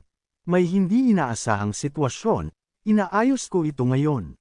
Sa kasalukuyan, si Pondy ay nakikipaglaban kay Netohu habang pinuprotektahan si Su Dingfeng, na nakaupo sa isang sulok ng dingding, hawak ang kanyang sugatang tagiliran. Mabigat ang kanyang paghinga habang si Pondy ay nakatayo ng matikas, handang ipagpatuloy ang laban. Netohu, na hindi nasisiyahan, ay hinawi ang kanyang buhok at sumimangot. Sino ka pa? Hindi mo dapat hinaharangan ang daan ko. Ngunit walang pag-aalinlangan si Pondy. Pwede mong ubusin ang lahat ng tao sa lungsod na ito, pero ang taong ito, siya ang aking Panginoon. Hindi mo siya maaaring saktan. Sa narinig, napaisip si Dingfeng. Master, ipinadala ba ako ni Yan Yongqing? Mukhang nakatagpo siya ng isa pang mabuting kaibigan. Pagkatapos, nagbabala siya kay Pondy. Mag-ingat ka, malakas ang taong ito. Naalala niya ang nangyari isang oras na ang nakalipas. Nang bumukas ang pinto, biglang sinunggaban ni Netohu ang ulo niya at itinapon siya ng direkta palabas ng bintana. Narinig niya ang tunog ng nabasag na salamin. At pagkatapos, lumipad siya papalabas. Habang nasa ere si Dingfeng, bigla siyang nagsuka ng dugo. Isang palo lang, at ako, isang tank-type adventurer, nawalan agad ng malay. Pagmulat ng mata niya, nasa isang abandonadong suburban parking lot na siya. Samantala, biglang nagulat si Pondy nang biglang maglaho si Netohu sa kanyang harapan, nag-iwan lamang ito ng alikabok sa kanyang kinatatayuan. Sa isang iglap, bigla itong lumitaw sa harapan niya at isang matinding suntok ang tumama sa kanyang sikmura. Ang bilis niya, mas mabilis pa siya kaysa sa Liege. Naisip ni Pondy bago siya tumalsik palayo. Habang lumilipad pa siya sa ere, itinaas ni Netohu ang kamay at bumuo ng isang teknik, isang invisible aura na may matulis na dulo ang biglang lumitaw sa pader. Napansin agad ito ni Pondy, kaya ginamit niya ang kanyang wind magic, Tower Gale. Dahil dito, nagawa niyang paikutan ang kanyang katawan sa ere. Paglingon niya, nagulat siya, nasa harapan na niya ang matulis na aura, ilang pulgada na lang ang layo sa kanyang mukha. Mabilis siyang tumungtong sa ere gamit ang hangin upang hindi siya direktang tumama rito. Si Netohu naman ay nagulat. Paano niya naiwasan iyon? Nakikita ba niya ang aking invisible blade? Habang nakalutang si Pondy sa ere, nag-isip siya. Kahit hindi ko makita, nararamdaman ko ang bahagyang pagbabago ng enerhiya roon. At base sa biglaan niyang pag-atake sa direksyong iyon, tiyak na hindi ito walang kabuluhan. Kailangan kong maging maingat, minsan na akong naloko ng Liege gamit ang isang patibong sa ilalim ng lupa. Biglang lumitaw ang kamao ni Netohu sa harapan ni Pondy. Mabilis siyang umiwas, kaya sa halip na siya ang tamaan, ang pader ang nabasag mula sa lakas ng suntok. Pero hindi pa tapos si Netohu, sinundan niya ito ng isang mabilis at malakas na sipa. Hindi na ito nagawang iwasan ni Pondy, tumama ito sa kanyang mukha. Parang bola siyang tumalsik, tumama sa semento at ilang beses pang umuugtol sa lupa. Habang patuloy siyang tumatalsik, isa pang invisible blade ang ginawa ni Netohu sa kanyang likuran. Ngunit sa huling saglit, nagawa pa rin ni Pondy na ilihis ang kanyang katawan para makaiwas dito. Masyadong mabilis ang atake ng kalaban, wala akong sapat na oras para makapag-cast ng counter spell. Naalala niya ang utos ng Liege. Huwag mo munang gamitin ang demon form sa labas ng dungeon. Itinaas ni Netohu ang kamay at nagbigay ng command sa kanyang invisible blade. Mabilis itong lumipad papunta kay Pondy. Wala na siyang oras para makaiwas. Ang matalim na enerhiya ay diretsyong tumama sa kanyang katawan, isang malalim na hiwa ang nagmarka sa kanyang balat. Tumilapon ang dugo niya sa ere, pati na rin ang mga pader at sahig sa paligid. Pagbagsak niya sa lupa, wala na siyang magawa. Hayop talaga, bulong niya sa kanyang isipan, dumurugo ang kanyang katawan. Saka siya napaisip, hindi lang ako nagbuwis ng buhay, hindi ko rin nagawang protektahan ang kaibigan ng Liege. Lumapit si Netohu sa nakahigang si Pondy na may nakakalokong ngiti. Hindi ko alam kung paano mo naiwasan ang mga atake ko, pero ang invisible blade ko ay hindi lang basta nakatayo, alam mo ba? Biglang lumitaw ang isang notification sa harap ni Pondy. Ibinahagi sa iyo ng iyong Panginoon ang isang kasanayan, Twin Summon. Gamitin ito ngayon upang baligtarin ang pagtawag at dalhin ang Panginoon dito. Nagulat si Pondy sa nakita niyang mensahe, habang si Netohu naman ay nagpatuloy sa pananalita. Oras mo nang mamatay. Mabilis niyang ginalaw ang kanyang invisible blade patungo kay Pondy upang hatiin ito ng buo. Ngunit sa huling segundo, inactivate ni Pondy ang reverse summon, Demon Lord. Dahan-dahan siyang binalot ng isang mapulang enerhiya.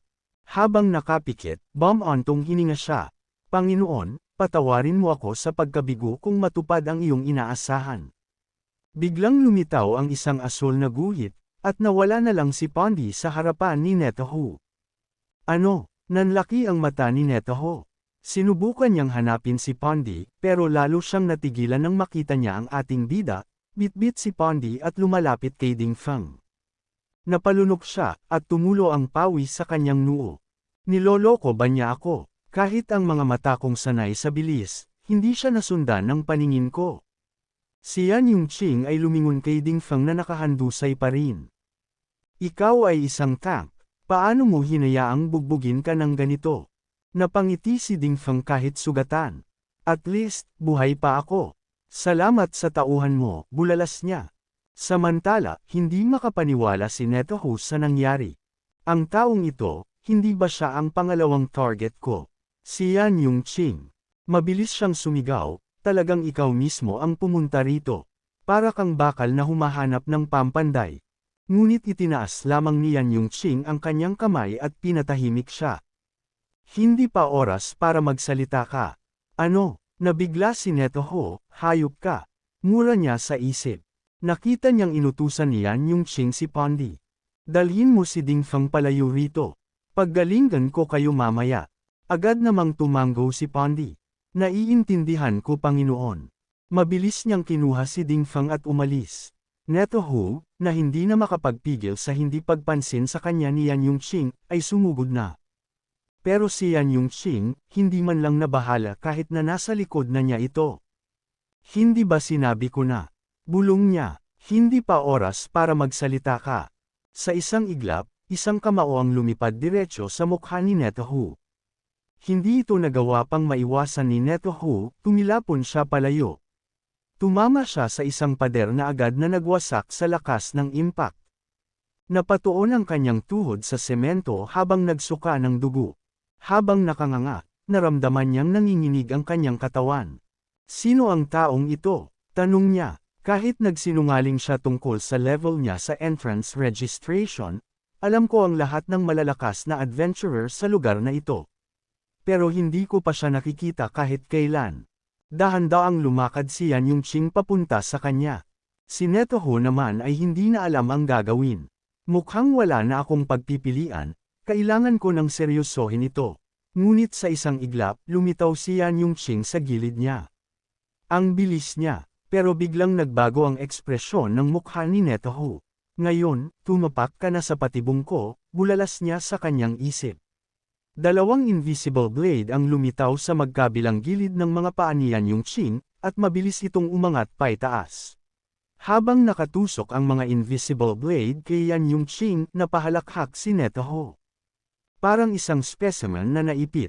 Ang laban ng mga adventurer ay hindi lang tungkol sa lakas at bilis. Isang baguhang walang pangalan na tulad mo, walang laban sa isang veterano na katulad ko. Ngunit biglang kinabahan si Netohu. Mula sa kanyang paningin, nakita niyang walang kahit anong pinsalang natamo si Yan Yongqing. Ano? Sa halip, isang dilaw na harang ang bumalot sa buong katawan ng bida. Matalim ang titig ni Yan Yongqing kay Netohu, at biglang lumamig ang pakiramdam ng huli. Ang harang sa katawan niya, na-neutralize ang lahat ng atake ko. Ang gintong harang na ito, hindi kaya isang banal na kabalyero siya. Tahimik lang na pinanood ni Yan Yongqing ang nangyari. Pagkatapos, tumawa siya ng bahagya at umiling. Sa totoo lang, medyo nadismaya ako. Ganito lang ba ang isang antas, apat na mamamatay tao? Kahit ang lola ko, kayang gumawa ng mas matinding pinsala kaysa sayo. Nena si Netohu, hayop ka talaga. Mura niya sa isip. Ngunit laking gulat niya nang tumalikod lang si Yan Yongqing at naglakad palayo. Napakahina mo. Hindi ka man lang karapat-dapat patayin. Sandali siyang tumigil, saka lumingon kay Netaho. Ipasa mo ang mensaheng ito sa iyong mga amo. Huwag niyong guluhin ang mga tao ko muli, kung hindi, buburahin ko ang buong guild niyo sa mundo. Hayop ka. Sa sobrang galit, lumabas ang mga litid sa noo ni Netaho. Nanginginig ang kanyang kamay habang sinusundan ng tingin si Yan Yongqing na patuloy lang sa paglalakad. Sa wakas, napagdesisyonan niya. Hindi niya hahayaang makatakas ang bida ng basta-basta. Huwag mo akong maliitin, sigaw niya, sabay inactivate ang kanyang kakayahan. Pinagdikit niya ang kanyang mga kamay at isang malakas na enerhiya ang sumabog mula sa kanyang katawan. Maliwanag na talam, buong anyo, unang pagsalakay. Isang nakakasilaw na liwanag ang bumalot sa paligid.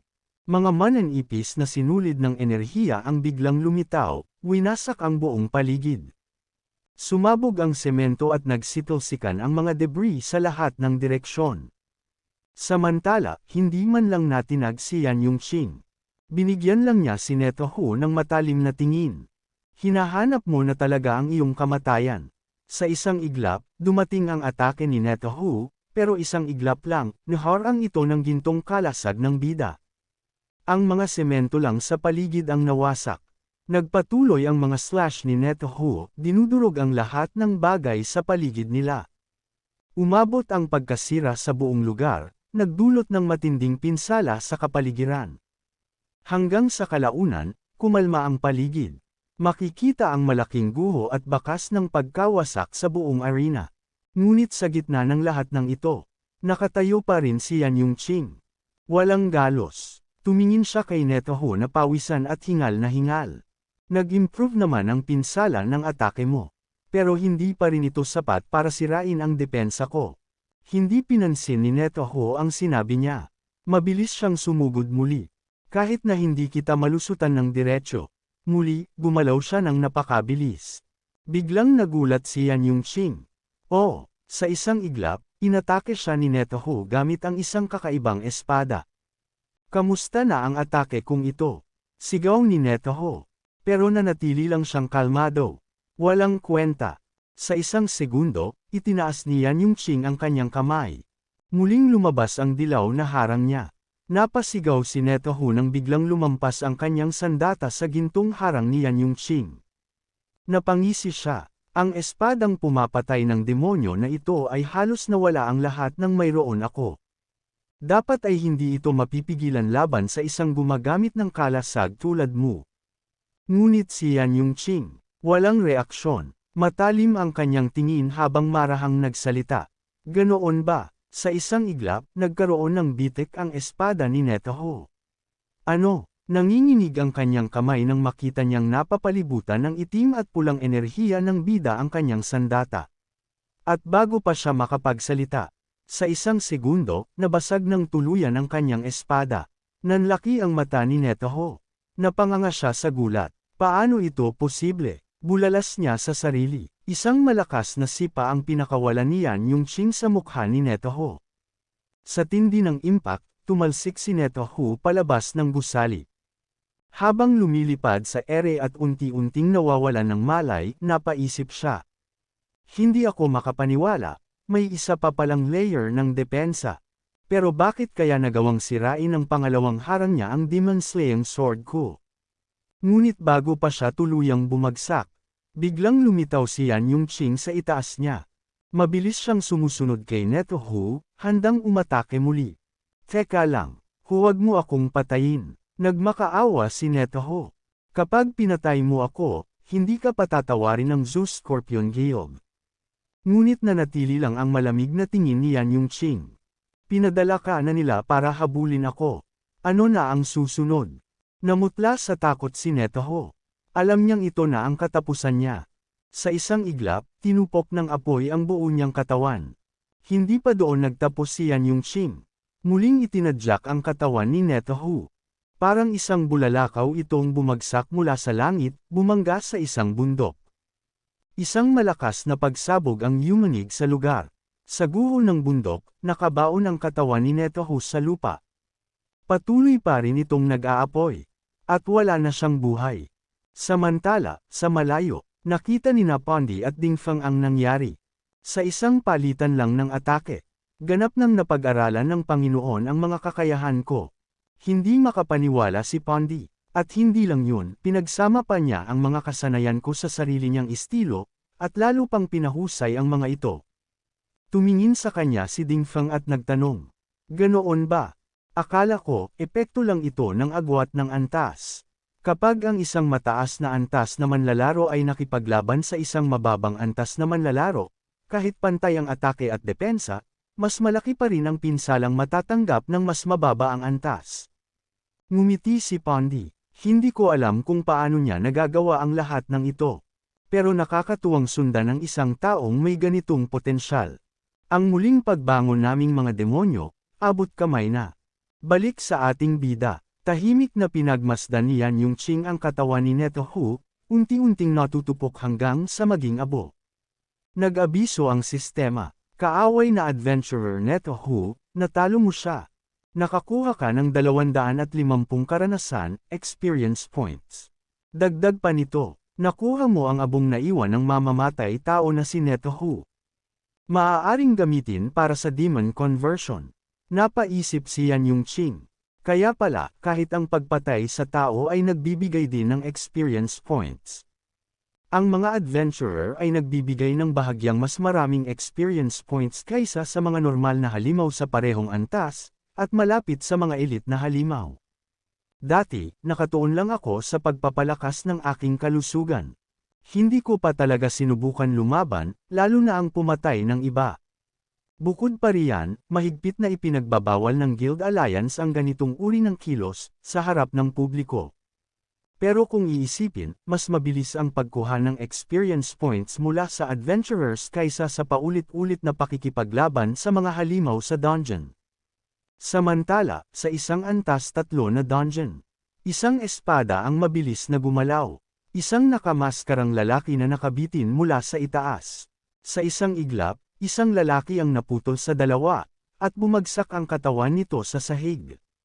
Ang pumatay sa kanya. Nakakuha siya ng 50 karanasan, experience points.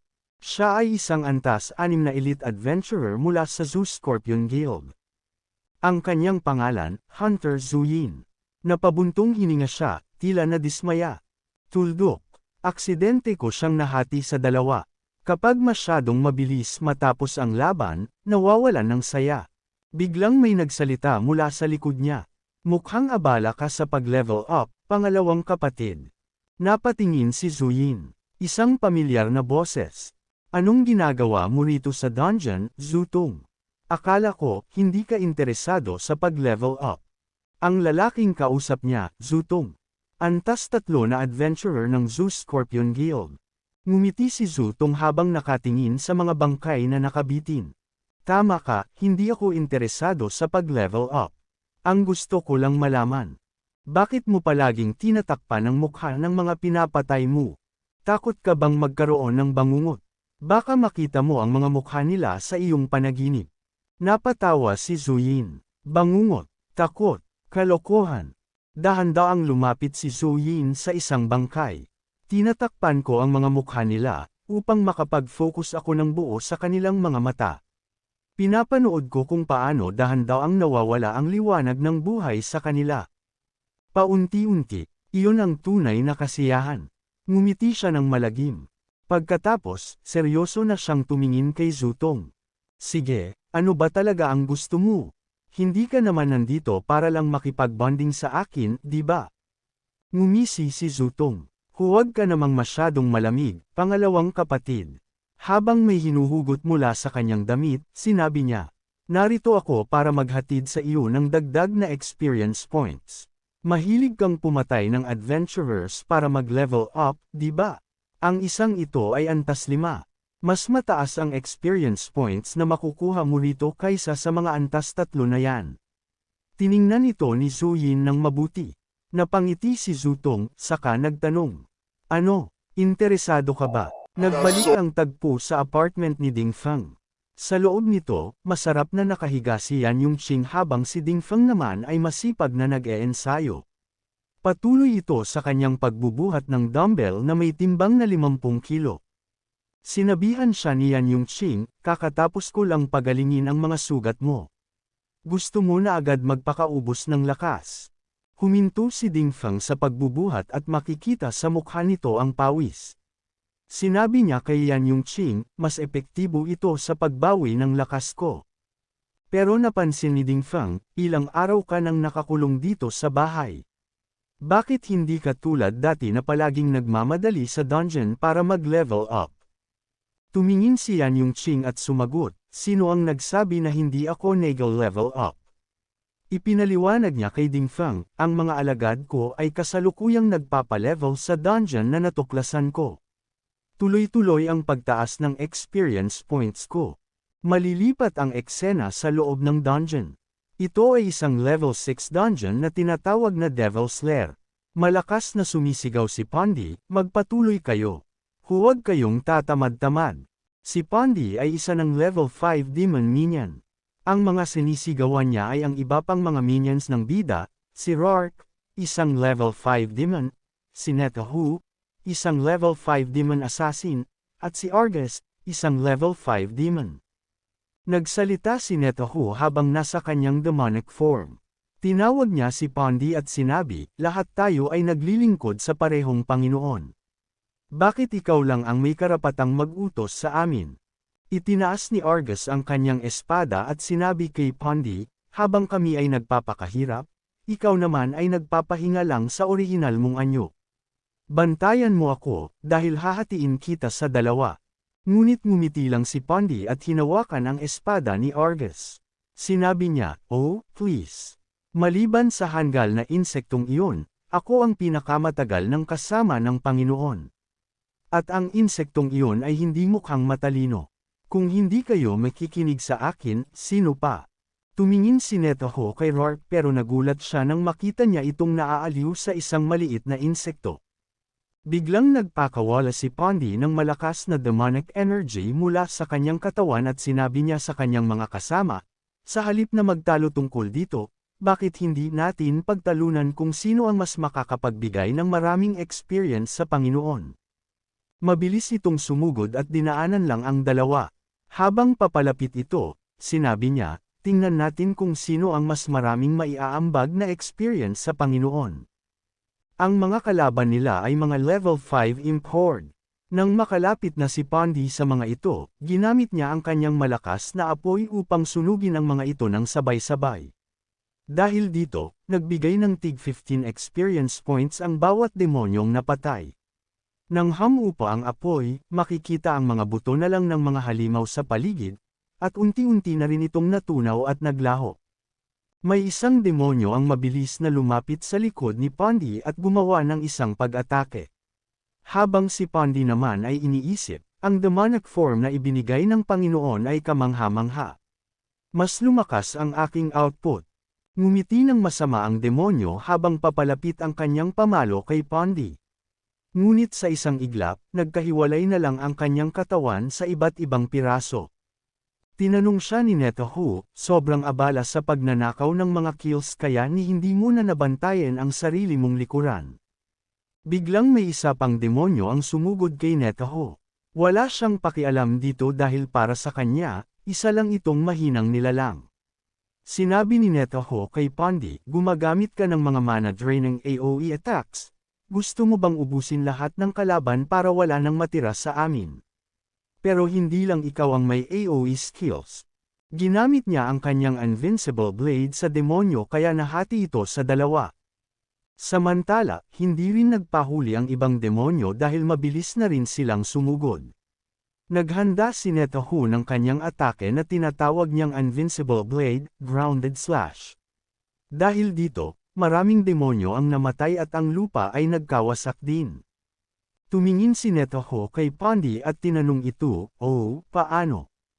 Hindi ba pantay lang ang AoE skills natin? Sa kanilang pag-uusap, bigla na lang tumalon si Argus sa ere. Bumagsak siya sa unahan nila kaya napatingin na lang sila sa kanya. Sinabi ni Argus sa kanila, salamat sa pagtipon ng mga kalaban, Buddy. Nagalit si Netahu sa biglaang aksyon ni Argus kaya minura na lang niya ito. Hayop ka, hindi ganyan ang tamang pagnanakaw ng kills. Samantala, si Pondy naman ay napapalakpak lang sa likod. Si Argus ay gumawa na ng kanyang atake at ginamit niya ang kanyang Holy Slash. Sa isang hampas, maraming demonyo ang tinamaan at namatay, kaya maraming experience points din ang kanilang nakuha. Sa kabilang banda, ang ating bida ay naglalakad lamang ngunit sunod-sunod ang natatanggap niyang experience points. Ibig sabihin, biglang lumobo ang experience points ko. Mukhang ang mga alagad ko ay nagsisimula ng magkompetensya sa loob ng Devil's Lair. Sa kanyang paglalakad, nakarating na rin siya sa isang portal. Biglang may tumawag sa kanya. Halika rito. Nagulat si Yan Yung-ching sa biglaang pagtawag sa kanya. Sa tabi ng gate, naroon ang isang level 5 dwarven warrior na si Dove, kasama si Ding Feng. Lumapit si Yan Yung-ching kay Ding Feng at bamulong. Tinanong niya ito, bakit may dwarf dito? Kilala sila sa pagiging labis na sakam, handa silang ipahamak ang buong grupo kahit para lang sa isang piraso ng ore na kasinlaki ng bato. Ibinagsak ni Dove ang kanyang maso at sinabi sa bida, hindi totoo yan. Itinaas niya ang kanyang kamay at ngumiti. Madalas na hindi nauunawaan ng mga tao ang mga dwarf. Totoong isa sa aming mga lakas ang kasakiman. Pero gayon din ang katapatan. Hindi kailanman ipagkakanulo ni Dove ang kanyang mga kasama para lang sa kayamanan. Nagsalita si Ding Feng at sinabi sa bida, relax, matagal ko nang kakilala ang mga ito mula sa guild. Mapagkakatiwalaan sila. Ngumiti si Yan Yung-ching at sumagot, sige na nga. Pero tatlo lang tayo, nasaan ang dalawa pa? Kung hindi kumpleto ang party natin, hindi tayo papayagang makapasok sa level 5 dungeon. Tumawa lang si Ding Feng at itinuro ang taas upang may ipakita kay Yan Yung-ching. Sa kanyang pagtingala, nakita niya ang isang higanteng babae. Nagulat siya nang makita ang bida. Lumakad ito at lumabas mula sa likod ng bato. Siya ay isang level 5 giant archer na si Aileen. Nagulat si Dove dahil sa sobrang laki ng babae. Nahiya si Aileen, kaya mabilis itong bumalik sa likod ng bato. Nagtaka si Yan Yung-ching at tumingin kay Ding Feng.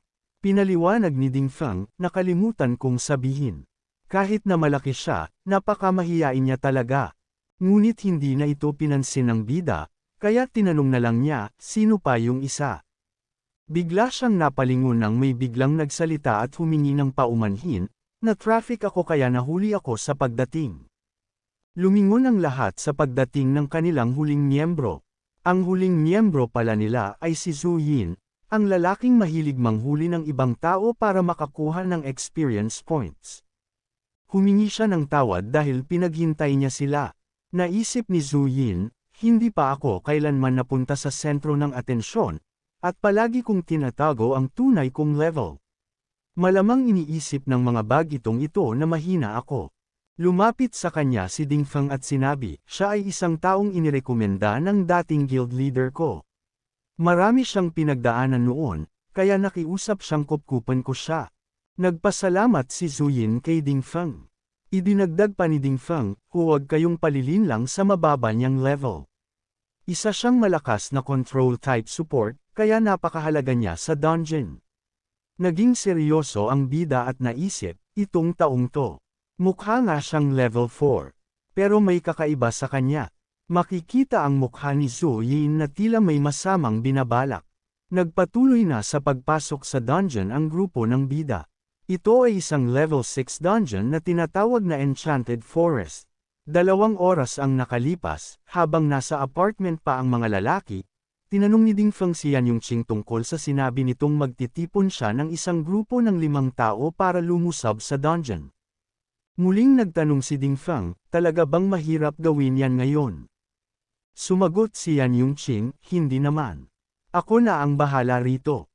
Pero sa pagkakataong ito, hindi sasama sa atin ang mga kaibigan ko. Sa tingin niya, hindi magandang ideya na isama sila kung sila mismo ay bumubuo na ng sarili nilang grupo. Si Yan Yung-ching ay sumagot habang nakatingin sa screen ng kanyang cellphone. May isang dungeon na kailangan nating pasukin agad bago ito maaga ng ibang guilds. Bukod pa rito, pasok ito sa kinakailangang level. Biglang tumayo si Ding Feng mula sa kanyang kinauupuan at, bago lumabas ng pinto, sinabi niyang pupunta siya upang tipunin ang kanyang koponan kaagad at dapat ipadala sa kanya ang coordinates.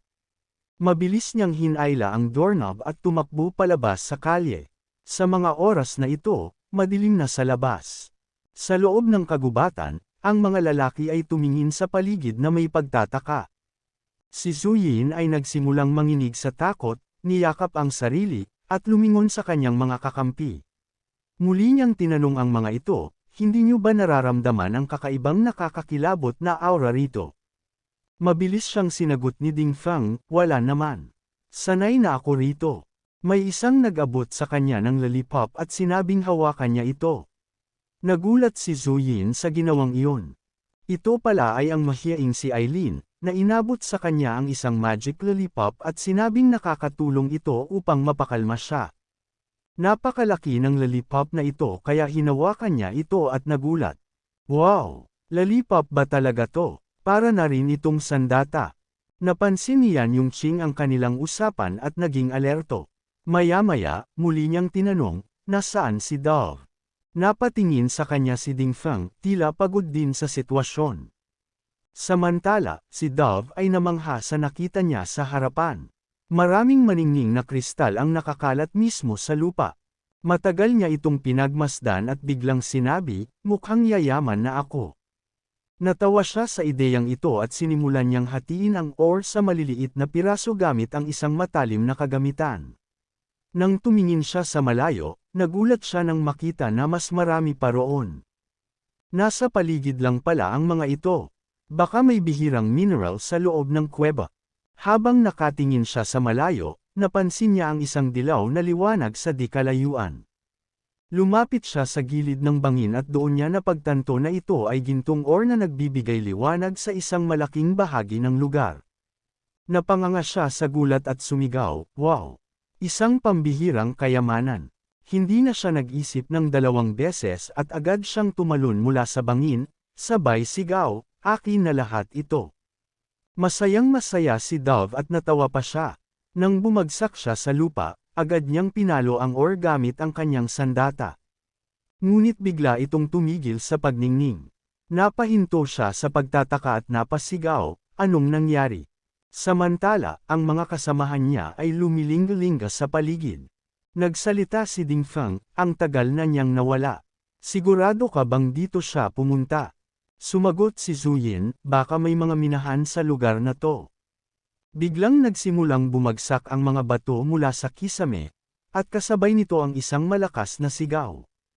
Niyanig ang buong paligid. Napaatras si Ding Feng sa takot at sumigaw, ano to? Anong nangyayari? Itinuro niya ang kanyang daliri sa isang direksyon at napansin niya kung paano tumakbo ng ubod ng bilis si Dove papalapit sa kanila. Muli niyang tinanong, hindi ba? Dwarf siya. Si Dove ay desperadong tumatakbo palayo sa ilang mga halimaw na gawa sa bato na papunta sa direksyon nila. Ngumiti si Ding Feng at muling nagtanong, talaga bang natatakot ka lang sa mga bato? Agad niyang hinugot ang kanyang espada, ngunit sa mismong sandaling iyon, isang nakakatakot na halimaw ang lumitaw sa likod ni Dove. Isa itong rare boss, isang level 7 Statue of Tears of Hatred. Dahan-dahan itong tumayo sa kanyang mga paa at lumitaw na napakalaki. Nagsimula itong sundan si Dove, kaya napasigaw si Ding Feng, anong klaseng halimaw yan? Si Zuyin, sa kabilang banda, ay tiningnan ng mga halimaw na may kalma at walang emosyon. Sa kanyang isipan, lahat ng to dapat ay magiging biktima ko, pero mukhang may mga ibang kalaban din.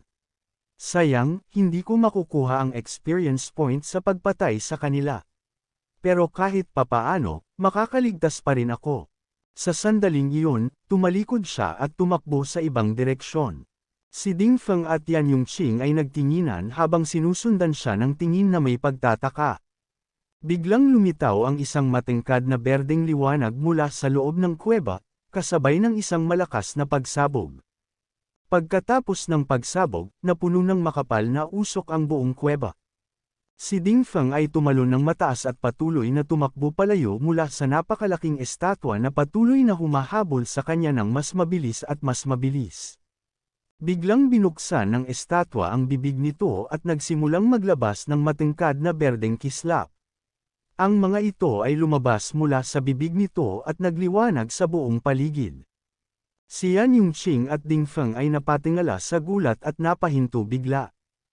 Tinanong ni Ding Feng, anong balak mong gawin? Sumagot si Yan Yongqing, imposibleng iwasan ang ganitong klaseng atake.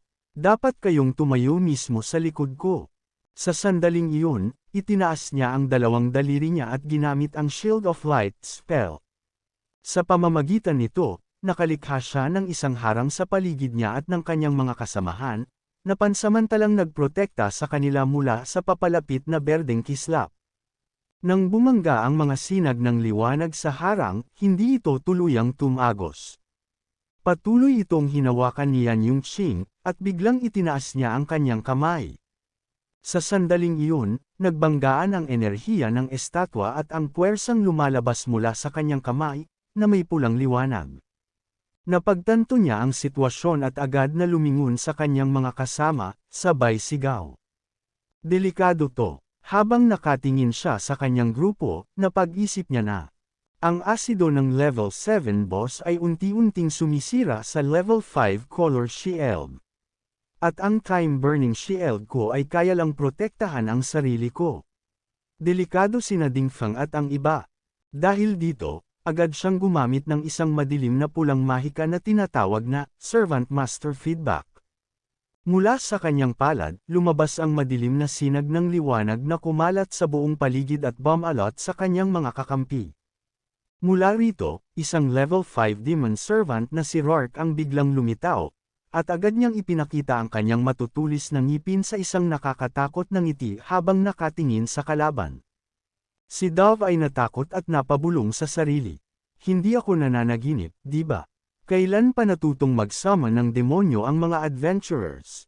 Ni ang pinakamalalakas na adventurer sa mundo ay hindi kaya ito. Biglang iniangat ni Yan Yongqing ang kamay niya sa gilid at inutusan si Rourke na maghukay ng tunnel para makatakas ang lahat. Mabilis na sumunod si Rourke, sinaksak niya ang kanyang mga kamay sa lupa at nagsimulang gumawa ng isang napakalaking butas. Makalipas lang ang ilang saglit, handa na ang lagusan. Dumaan na kayo rito, sigaw ni Yan Yongqing sa kanyang mga kasamahan. Nakatayo si Ding Feng sa gilid ng tunnel at nagtanong. Ikaw? Sumagot ito ng may kumpiyansa. Ayos lang ako. Samantala, si Eileen, na naglilinis ng natirang mga halimaw, ay nagtanong sa iba. Dumaan na kayo, pero, ano ang mangyayari kay Yan Yongqing? Sumagot si Ding Feng, kung bitawan niya ang harang, mapupuno ng asido ang tunnel.